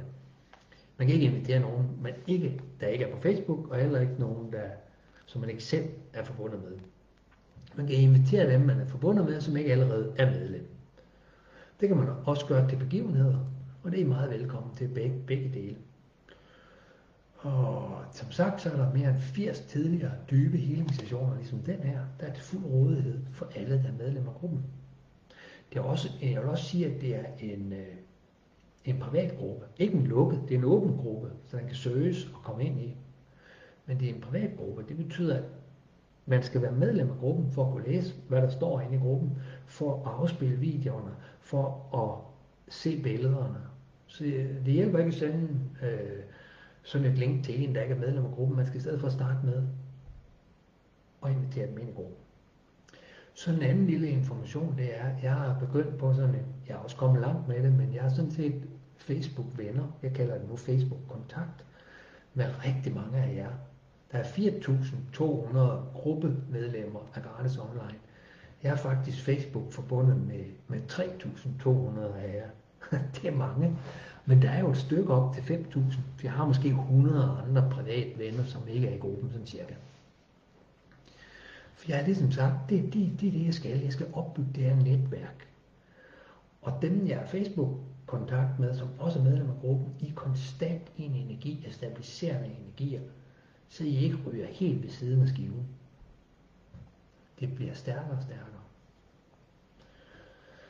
Så er der om ganske kort tid begynder jeg at læse, men jeg skal lige fortælle jer lidt om den her, det der sker på søndag. Det er simpelthen nødt til. Min guide skubber mig og siger, du skal gøre det, sagde mig. Så det, jeg havde først en trilogi, der hed Livets træ, Atlantislyset og Hjertets tillid og tro. Nu åbner den anden trilogi, og den starter. Det hedder trilogien for multidimensionalitet og kundalini livskraft. Det første er et aktiveringskurs, der hedder Great Forces. Det sker på søndag. Der skal vi have aktiveret og integreret det 13. hovedchakra, solportalen. Vi skal have real-time portaladgang til universets center sol. Vi skal lære at trække kraften ved universets center sol ind igennem det 13. hovedchakra og videre ned igennem chakrene og ud i hele det energisystem, så det vokser eksponentielt i styrke og lys. Vi skal have opgraderet dit personlige energifelt til et multidimensionelt energifelt. Vi skal have udvidet størrelsen og kraften af de 12 gamle chakra, så de kan matche det 13. hovedchakra. Og så bliver I aktiveret og trænet til at kunne selv give healing med healingsenergien Great Forces. Great Forces, når man er aktiveret til det, så kan det alle de ting, jeg sagde der. Men når du er healer af Great Forces, sender du en energi, der virker as sun through dust. Som sol gennem tåge og støv. Støven forsvinder, og solkraften når ned. Great Forces catapults you into future and gives you a new platform in the new age after 2202. Det udvider størrelsen og kraften af det 12 gamle chakra, så det kan matche det 13. Det er det, der gør, når du giver healing til dine klienter efter på søndag. Der er mange energiarbejdere, der vil, jeg skal sige det, selvom det lyder flot, I vil stige kraftigt i jeres effekt, når I går med Great Forces. Og prisen for det er 3.333 kroner. Nå nej, der var et tretal for meget. Det koster kun 333 kroner. Ha! Ja, sådan er det. Det er live online på søndag. Der er video replay anytime derefter. Der er ingen forudsætninger og adgangskrav. Alle, der har internet og interesse, I kan være med. Send en besked. Efter det, 2 måneder senere, kommer noget, der hedder Livets træ aktiveringskursus, hvor man bliver en lysfakkel mellem Gaia og kosmos. Vi er nået derhen i retning af i dag, men så du vil være det bastant og hele tiden. Så kan du hjælpe andre til at mærke det, I har mærket. Det, jeg har gjort for jer i dag, det kan I gøre plus, når I er aktiveret til det. Og så kommer til sidst ind efter nytår, Crystals. En Life Force Kundalini aktivering. Og så vil jeg ikke sige mere om alle de spændende ting. I kan læse om det inde i gruppen. Jeg håber, der er mange af jer, der gider at være med på søndag. Jeg vil elske at have mange af jer med. Lad mig komme over og se, hvad jeg har skrevet af spændende ting.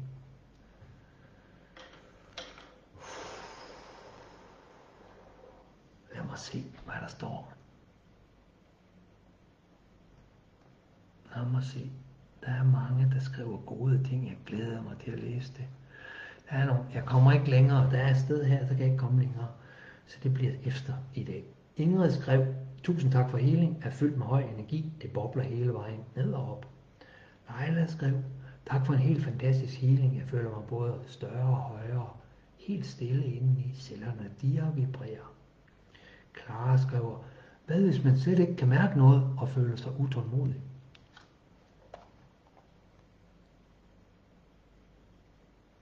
Du kan godt sanse energi, Clara. Men du brugte ordet mærke. Du forventer en bestemt måde, at du kan mærke energien på. Du sanser energi. Jeg vil anbefale dig at genhøre.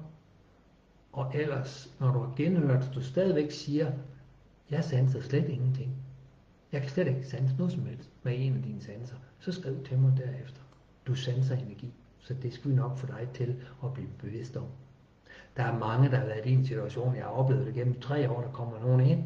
Du har ikke været med så lang tid her i den her gruppe, så vidt jeg tror jeg i hvert fald ikke.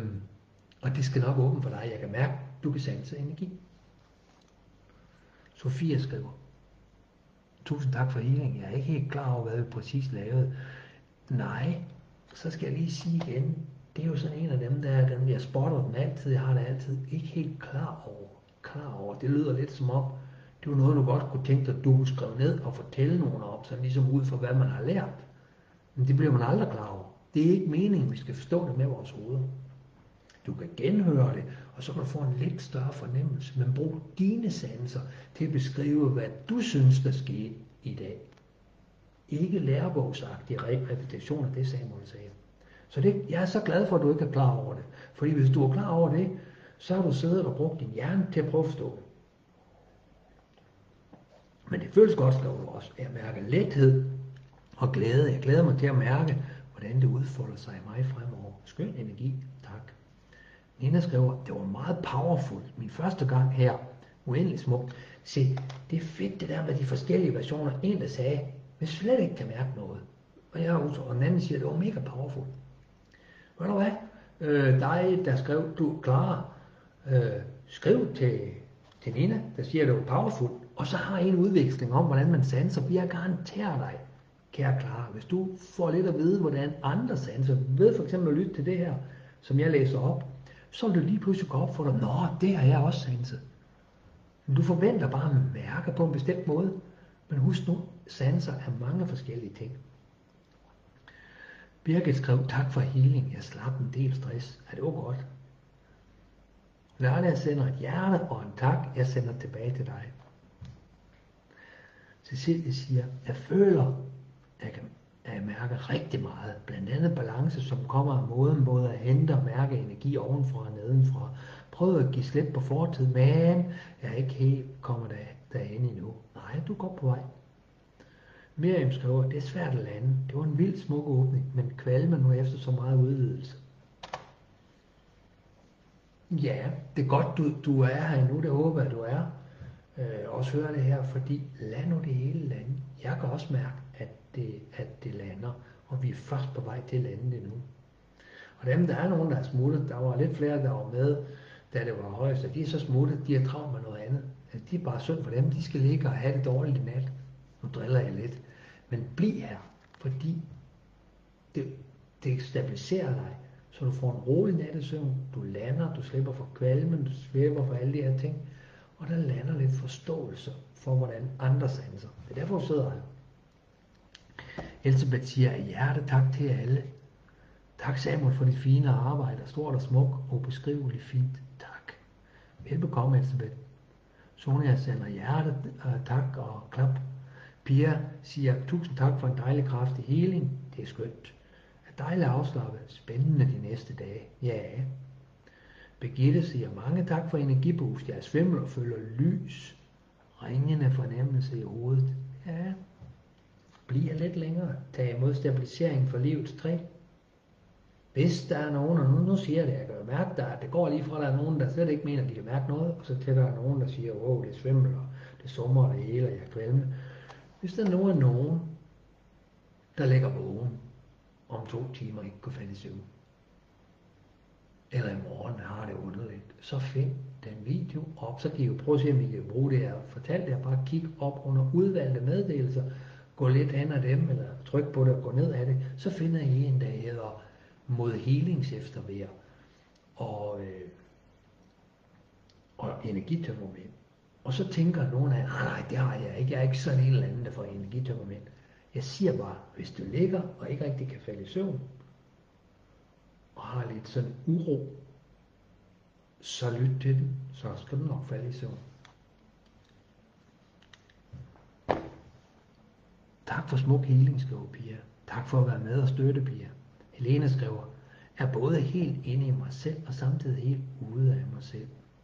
Har så meget kærlighed i hjertet, jeg næsten ikke kan rumme det. Sidder bare og gentager ordene. Jeg elsker dig og bliver ved med at sige dem højt for mig selv. Føler mig faktisk i den 7. himmel med fuld bevidsthed om, at den findes i dette øjeblik. Uendelig smukt og alt for vildt. At det er muligt. Ja, det er så godt. Tillykke med at være der. Lige der, hvor du er nu, Helene. Charlotte skriver, mange tak for en kraftfuld healing med energisus i hele kroppen og en dejlig lethedsfornemmelse. Og Aluna skriver, tusind tak for en stærk healing. Kære Aluna, du er ikke med hver gang.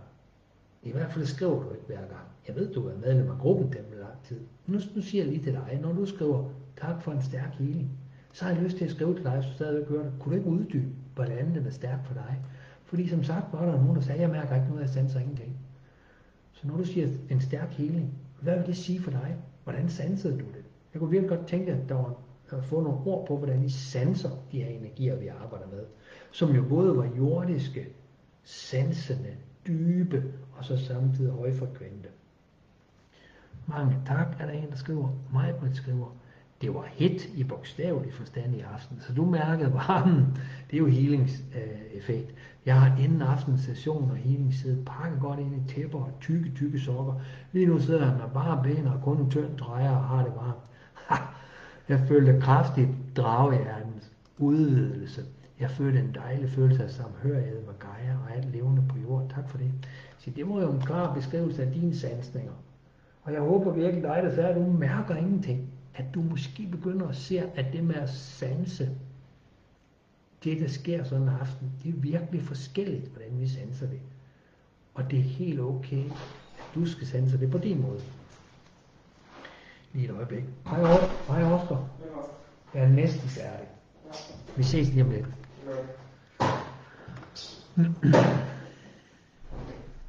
Så er der Meta, hun skriver, tak for healing, følte udvidelsen. Ja, det var et skønt sted at være. Jeff skriver, tusind tak. Wow, det var godt nok en powerful oplevelse. Tak for at skrive det. Dig kunne jeg også godt tænke mig at sige, kunne du ikke uddybe? Hvad vil det sige, det er powerfult? Jeg forstår ordet stærk og powerful, men hvad vil det sige? Hvordan sanser I energi? Hvordan har I sanset det, der skete i aften? Det er der nogen andre i gruppen, der har brug for. Susanne skriver, og jeg vil også gerne læse det. Tusind tak for healingen. Det gjorde rigtig godt med udvidelsen af sag i kronechakraet. Inger Marius skriver, jeg er vist fyldt op med hensyn til healing for i dag. Jeg nussede cirka et kvarter, så jeg genhørte den lige. Tusind tak for fantastisk healing, det har været godt. Og så smuttede du nok. Ja, det ville jeg ikke have gjort, så var dig, Inger Marie, fordi det er nu, du får alle transformationen, eller undskyld, det er nu transformationen lander, og du får din jordforstærkning, så det stabiliserer sig i dig. Jeg skal lige åbne havedøren for min lille ro.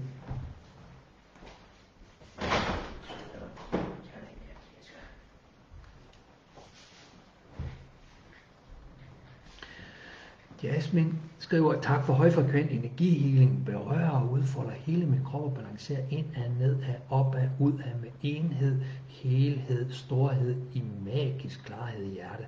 Se, det var da en beskrivelse, der ville noget. Det var din sansning i koncentreret form. Tak for det, hvor er den smuk. Se, det var sådan, du sansede det. Og jeg blev bare ved med at sige det der med, at der skal sansninger på, så vi kan hjælpe hinanden til at lære, hvordan man sanser. Ikke så vi skal lære at sanse på de andre, men at alles unikke sansning er okay. Og der er ikke nogen, der sidder her og hænger på en hel aften og ikke sanser. Jeg ved det. Jeg kan mærke det, at I alle sammen har sanset. Christina skriver, hjertens tak for den smukke portalåbning og guidning. Så ufatteligt smukt, stort, varmt og stærkt. oplevede nye hjerteåbninger og modtog flere visuelle nøgler til blandt andet klarhed om mine sjælsopgaver. Hjertens tak for den smukke heling, den fysiske krop sidder og bobler. Tak, tak, tak. Så skal vi lukke.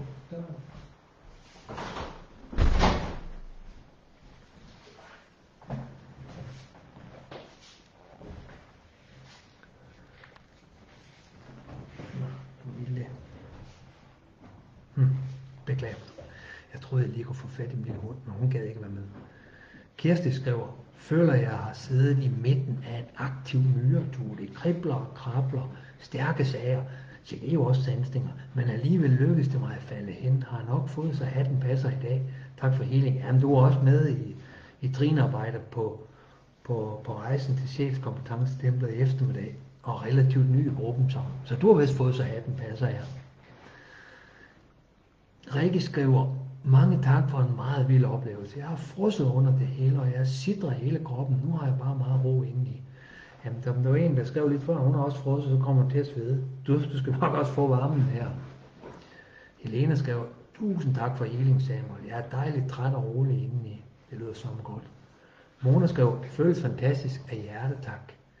Nina skriver, jeg kan ikke mærke noget, men falder i søvn. Jo. Ja. Men det er jo en afslapning.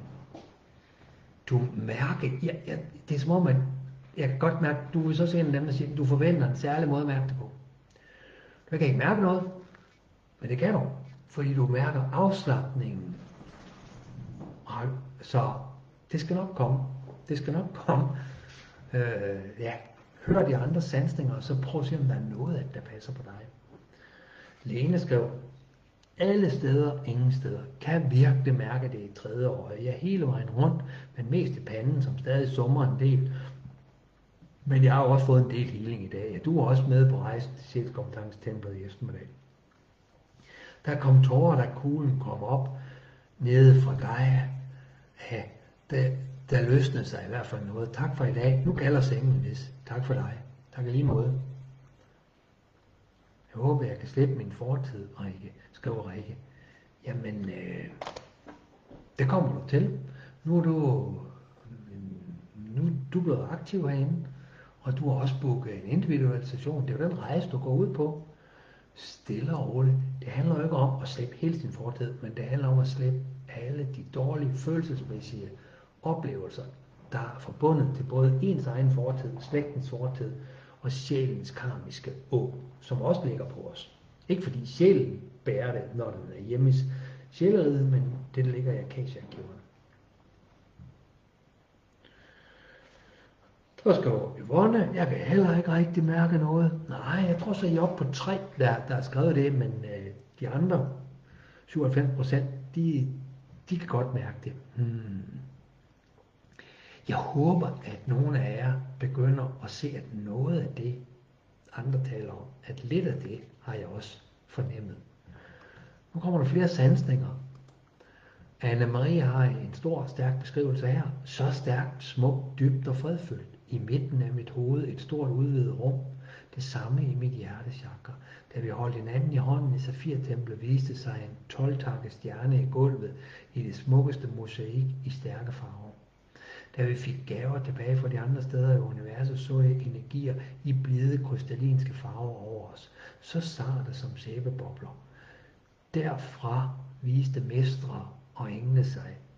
Et felt så smukt, stærkt og helende. Omkring mig de sarteste energier som aura i utallige lag. Og inde i mig et sted så fredfyldt og kærligt, som jeg aldrig før har været i kontakt med tidligere. Og livets træs rødder blev så stærkere og store. Tak for den smukkeste og lyseste healing. Tak for at være med, Anne-Marie. Og nu har jeg lyst til at sige, Anne-Marie, da du kom til den her gruppe, der var du faktisk ikke helt sikker på, at du sansede ret meget. Jeg ved ikke, om du skrev det helt på den måde, hvor jeg sagde, at jeg sansede slet ikke noget. Men du var vitterlig i tvivl om det kunne passe, at du kunne sanse noget som helst. Og jeg sagde, nej, du sanser det hele, Anne-Marie, det skal nok komme. Og det siger jeg bare til alle jer, der siger, jeg kan ikke mærke noget. Bliv ved. Deltag, men vær åben over for, at du i sanser på jeres unikke måde. Her var et eksempel fra Anne-Marie på, Anna-Marie er meget unik, og så er Anna-Marie også meget, meget dygtig til at skrive det, så det er nemt for andre at læse. Det er jo poesi og digt niveau. Det behøver ikke at være det niveau i den sproglige mening. Det handler om, at man kan sanse det. Og jeg kan som regel mærke og læse det, så det kan sanses af andre. Det er så smukt, og sikkert en smuk vej, du er gået af, Anna-Maria. Hvor er det godt arbejde. Det er en glæde at have i hundredvis, der kommer ind og siger, jeg kan ikke sanse noget, og jeg tror ikke på mig selv, og så pludselig, så flyver I. Claus siger, tusind tak for endnu en enorm kraftfuld healing. Utrolig ekspanderende energi. Mit lys stråler for alle celler så kraftigt, at det prikker i huden. Så det var en klokkeklar sansning og beskrivelse af, hvad du har, på en koncentreret udgave af, hvad du har sanset. Tak. Helle skriver, dejlig og høj frekvens. Jeg frøs, jeg må sætte mig helt op af pejsen. Det spændte i mit hjerte i sidste del. Ja. Men du skriver, dejligt, at jeg har chancen til replay. Jeg var ikke med. Ikke på jorden. Jeg sov on and off. Kærligst tak. Ja, det er godt, at du kan replay den. Pia skriver, tusind tak for kraftfuld og smuk healing. Elsker specielt dine smukke drager. Du er så velkommen, Pia. Fedt, at du sanser dem. Du sanser dem, men ellers vil du ikke skrive det. Og jeg kunne godt tænke mig at vide, hvad du mener med kraftfuld og smuk healing. Lidt mere detaljeret. Nå.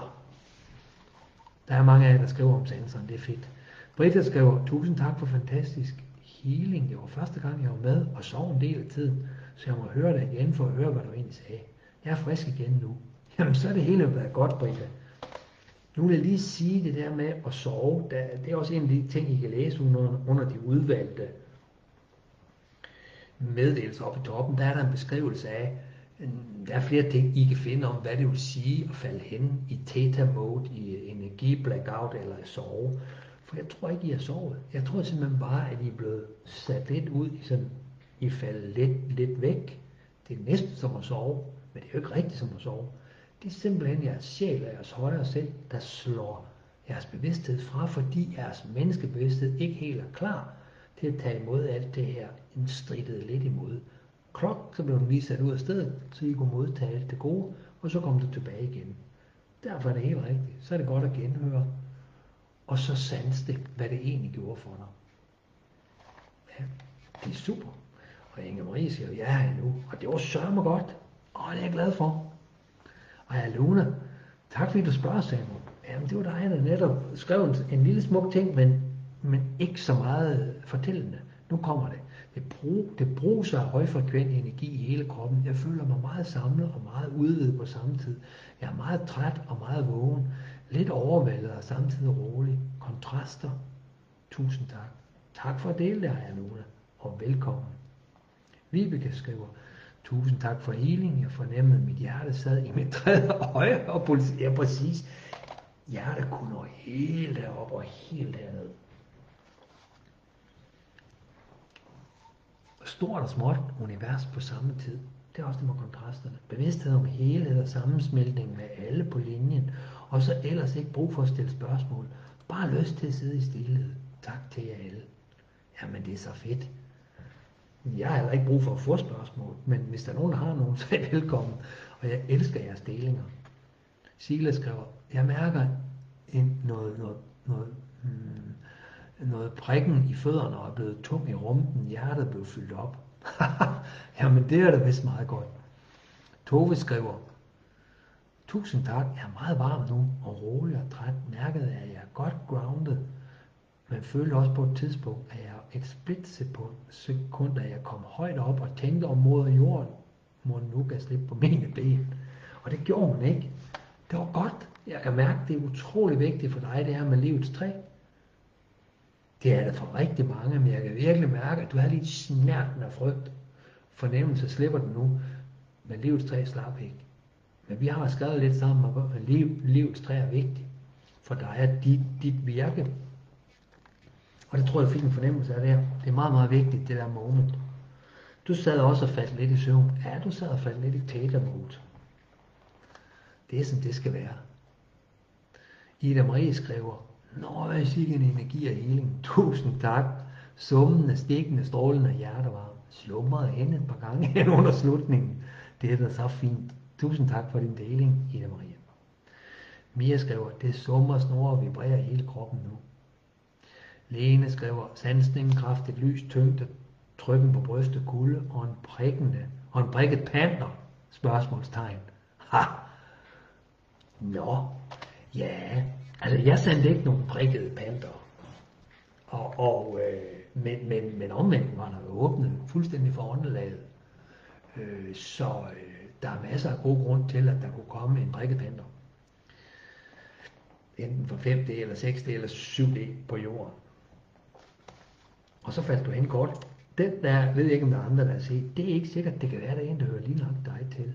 Det kan være, det er en ånd for en prikket panter, der gerne vil i kontakt med dig. Charlotte skriver, tusind tak, kære Samuel. Tak for en meget varm healing. Jeg mærkede energierne snurre rundt i kroppen. Jordforbindelsen mærker jeg, som om mine fødder blev suget fast og nedad i jorden. Det er sådan, det skal være. Jeg føler en dejlig ro i kroppen nu. Tak for i aften. Altså, jeg har det jo på samme måde med den jordforbindelse. I love it. Og når jeg har den, så kan jeg lave alt det andet, uden at slippe. Miriam siger, jeg mærkede, at det var et stærkt energikuglefelt, vi sendte ud til verden. En treenighed af Gud og Gaia og vores menneskehjertes kærlighedslys. Ja, lige præcis, Miriam. Tak for din beskrivelse af det. Jeg er helt enig. Desiree skriver, stor varm tak. En krævende og testende dag ændrer, som møder han nu forløst i lys, ro og glæde. Al guiden så klar og transcendent. Så alle de ting, du beskrev, og fulgte i lys og følelserne. Tak, Samuel, og tak alle. Hvor er det fedt at læse. Altså, jeg forventer jo ikke, at det er alle, der præcis følger alle de der ting. Nogle gange sidder jeg selv og lytter alle de der ord, der kommer ud af mig, som kommer guidet. Men det er fedt, når nogen der skriver det, at du har fulgt det hele. Nu ser jeg, om jeg får tid til at læse det hele. Jeg har været godt nok mange delinger, men jeg har selv bedt om den. Så må det ikke, jeg klarer det. Jeg tager lige og hælder lidt til op. Nu kan jeg mærke, at nu er det sådan, at nu er man ikke en dårlig gruppemedlemmer. Nu er man ikke en dårlig elev i Troldmandsskolen eller skolen for alkemi og magi, hvis man siger, ej, nu går jeg fra. Fordi, det kan jeg sige, fordi nu kan jeg mærke, at niveauet er landet. Der er fin balance i alle sammen. Så, men jeg læser videre.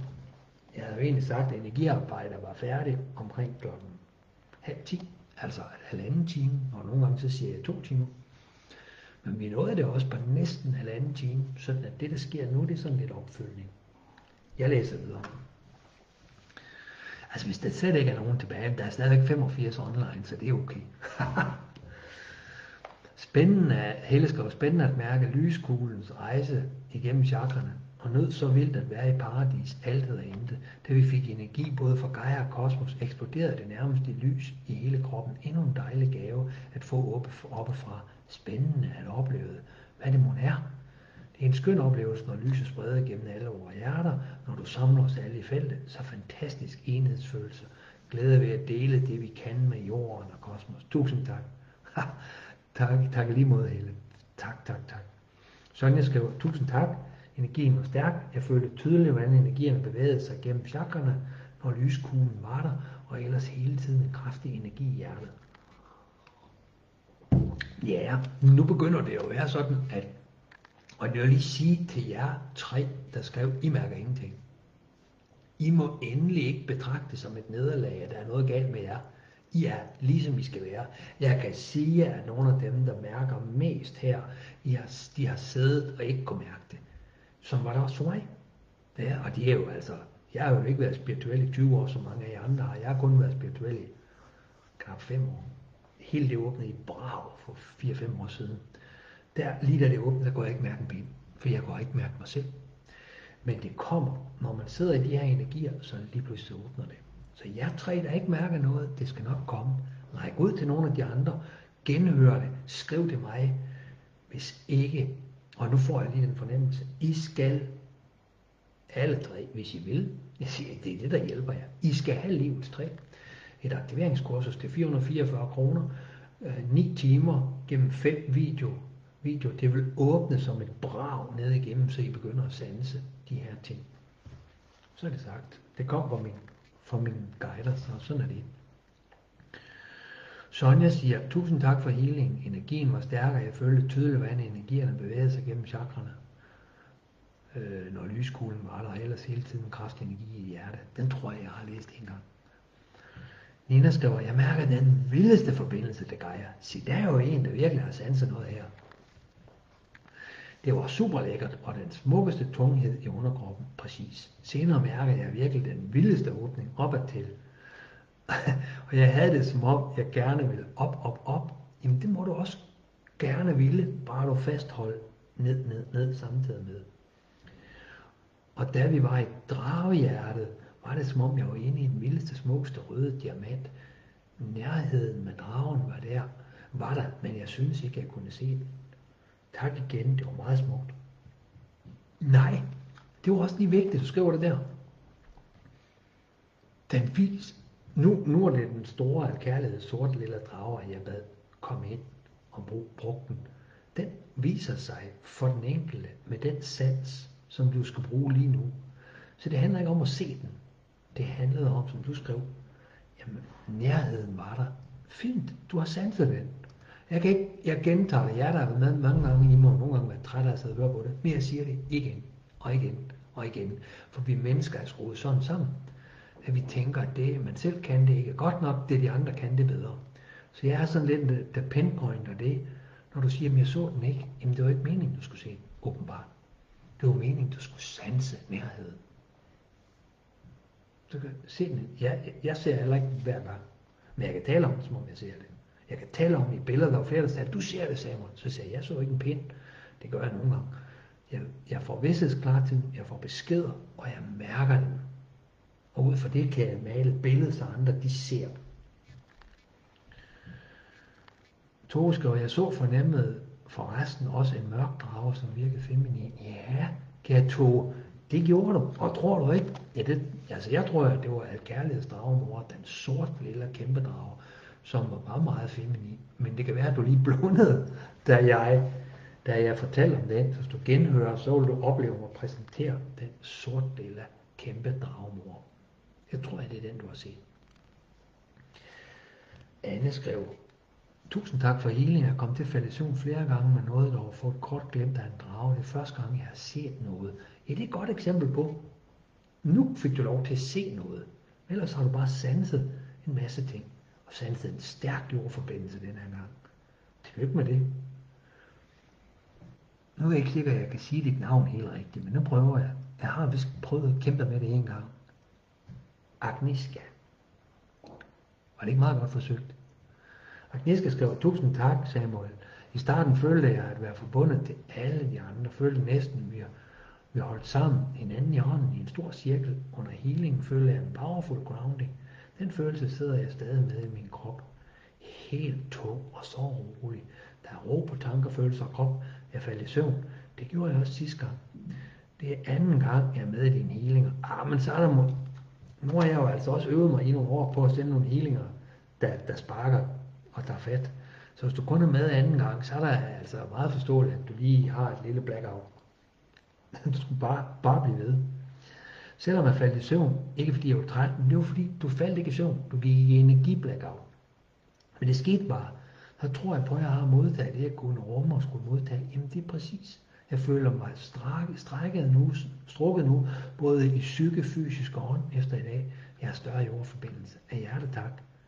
Takker i lige måde. Heide skriver, hjertelig tak for en skøn og kraftfuld healing. Det startede med, at det snurrede, og vi fik kulde i fødderne, da vi startede med at grounde. Senere blev fødderne varme. Mærkede også kulde løbe hen over kroppen en del gange. Da du sagde noget med at mærke, at kulden var i alle celler, der mærkede jeg allerede, at det prikkede hele kroppen. Jeg så grøn energi og lilla energi bevæge sig. På et tidspunkt faldt jeg hen, så jeg må høre det på replay igen. Ja. Ej, hvor er det nogle fantastiske delinger, jeg har alle sammen. Og det mener jeg alle sammen. Clara Liv skriver, wow, tak, det var vildt. Jeg er svært ved at lande igen. Det snurrer i kroppen. Jeg kan ikke løfte mig for stolen. Jeg er spændt på at lære mere og blive mere bevidst om, hvad jeg mærker. Det skal nok komme. Deltag i de her ting, der er i gratis online. Overvej at komme med på en eller to af de her aktiveringskurser, og så skal du bare se. Så lige pludselig, så sidder du og folder dine energivirker ud. Britta skriver, tak for din kommentar. Jeg føler mig overvældet og bedøvelse. Derfor jeg ikke kunne være nærværende. Hedder sikkert Theta Mode. Ja, tak for i aften. Nå jo, men det er jo med det der med, at det ikke var at falde i søvn. Det var sådan et blackout her. Leila skriver, tusind tak for en fantastisk aften. Tak i lige måde. Clara Liv skriver, tak. Det er godt for mig at høre, at du ikke mærker noget for 5 år siden, og nu kan alt det du kan. Så kan jeg også lære det. Sådan er det. Det er sådan, man skal tænke. Det er bare sådan, man skal. Det er lige nøjagtigt det. Præcis. Helene skriver, jeg så mennesker, jeg ikke har haft kontakt til i meget lang tid. Hvor er det dog dejligt.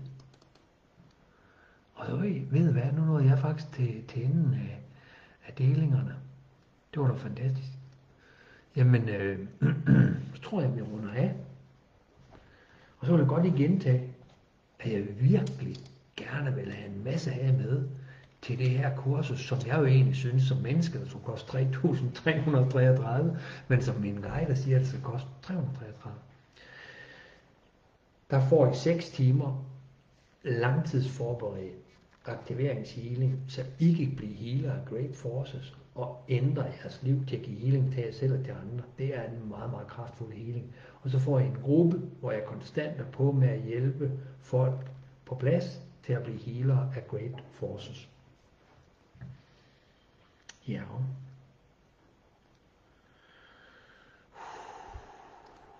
Jeg tager lige at læse den sidste. Mia skrev, jeg forsvandt på et tidspunkt, kan jeg ikke huske derfra. Nu gik også i Theta Mode, ja du gjorde. Da healing, man kom tilbage, da healing sluttede. Første gang, jeg kunne mærke, se det er jo vigtigt. Du både faldt hen, og så kan du faktisk mærke noget. Det er ret vigtigt, Mia, det du skriver her. Og til I 3, der skrev, I ikke mærker noget. Eller var der 4, hvis nok i alt. Så prøv at se her, Mia skriver, hun plejer ikke at mærke noget. Men du har alligevel været med flere gange. I aften var første gang, du mærkede noget. Sådan. Denne gang mærker jeg intensitet og oplevet, og så meget fra mit indre øje, indtil jeg faldt hen jer. Jeg har været med flere gange, super fedt at mærke at være med og opleve mere i dybden. Hvor er det vigtigt? Hvor er det en vigtig deling? Bettina skriver, har skrevet et spørgsmål. Ja, der er det bare ærgerligt, at jeg ikke kan læse det. Fordi, det er ikke fordi, jeg har sprunget over nogen med vilje, men jeg starter med at gå så højt op, jeg kun, og jeg kan ikke komme længere i min... Så enten så kopierer du dit spørgsmål ned til mig lige nu, skriver det igen, eller bare copy-paster det, eller så læser jeg det senere, enten inden jeg går i seng, eller i morgen tidligere, og skal nok svare. Men du må meget gerne copy-paste det ind nu, hvis du gør det inden for en minut eller 2, så kigger jeg på det. Og ellers så vil jeg stille og roligt runde af, og sige tusind tak. Jeg håber, at alle godt lige kan forstå det der med, at det er noget at skrive, inden jeg begyndte at læse. Det kan jeg ikke komme til nu. Det er simpelthen noget, jeg ikke kan rulle så langt tilbage. Så jeg skal nok fange alle jeres kommentarer og spørgsmål på et senere tidspunkt, hvis der ligger noget længere op i teksten. Så skriver Heidi, det du lige nævnte med et kursus til aktivering til 333, hvad hedder det? Og kræver det andet inden. Jeg har Reiki 1 og 2. Jeg vil lige sige med det samme, at det er nemt at finde. Igen beskrev jeg, at du kan gå ind under begivenheder. Hvis du går ind under begivenheder, så ligger det faktisk efter det her, der lige har været i aften, så er det førstkommende. Det hedder Great Forces aktiveringskursus. Og jeg nævnte det, men du er nok faldet hen. Der er en fuld beskrivelse derinde, men der er ingen forudsætninger. Og jeg vil sige med det samme, det er fint, du er Reiki healer. Generelt anbefaler jeg, at man ikke bruger Reiki-healingerne sammen med de healinger, jeg står med. Der er ikke noget med, at der er noget galt med noget, men det er bare, at det kommer ligesom, ja, så får jeg, nu siger jeg direkte som det er, Reiki er, så vidt jeg mærker, bundet op på nogle bestemte mestre, så det er sådan lidt mere menneskeligt funderet. Det er stadigvæk utrolig stærkt, men hvorimod det at bære ind gennem min sjæl, det er ikke bundet op i noget menneskeligt begrænsning. Der er ingen menneskelig ramme i det her. Jeg vil ikke have det, jeg kommer ikke til at have det. Det tilpasser sig fuldstændig den enkeltes totale kapacitet for healing og udvider sig hele tiden. Så du må gerne Reiki healing, men det kræver ikke noget andet. 333 kroner. Du kan læse om det inde i begivenheder. Bare find begivenheder, find udvalgte, og så laver jeg lige et lille opslag hernede i strengen her, lige bagefter. Men prøv at gå ind under begivenheder, eller under udvalgte opslag. Der står en masse om det. Ja.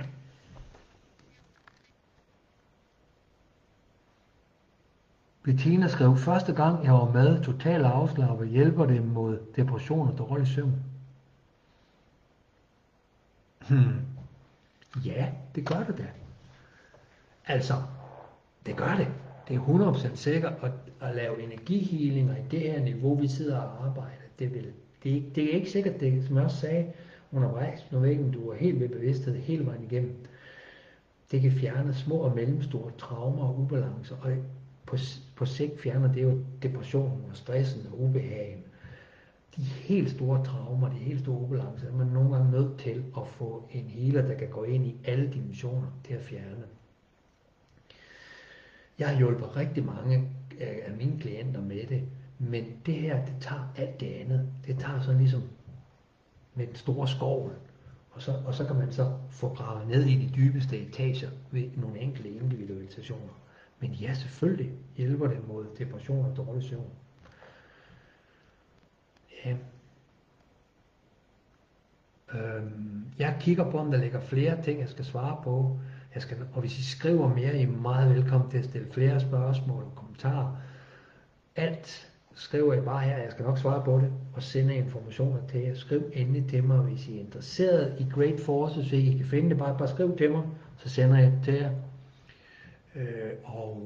Eller livets træ, eller noget andet. Der er masser af gode ting at kaste sig over her, ellers så ses vi bare til den næste gratis online. Kan I nu have det rigtig godt? Nu er den blevet 4 minutter i 10. 22.00 næsten den 10.10.2022.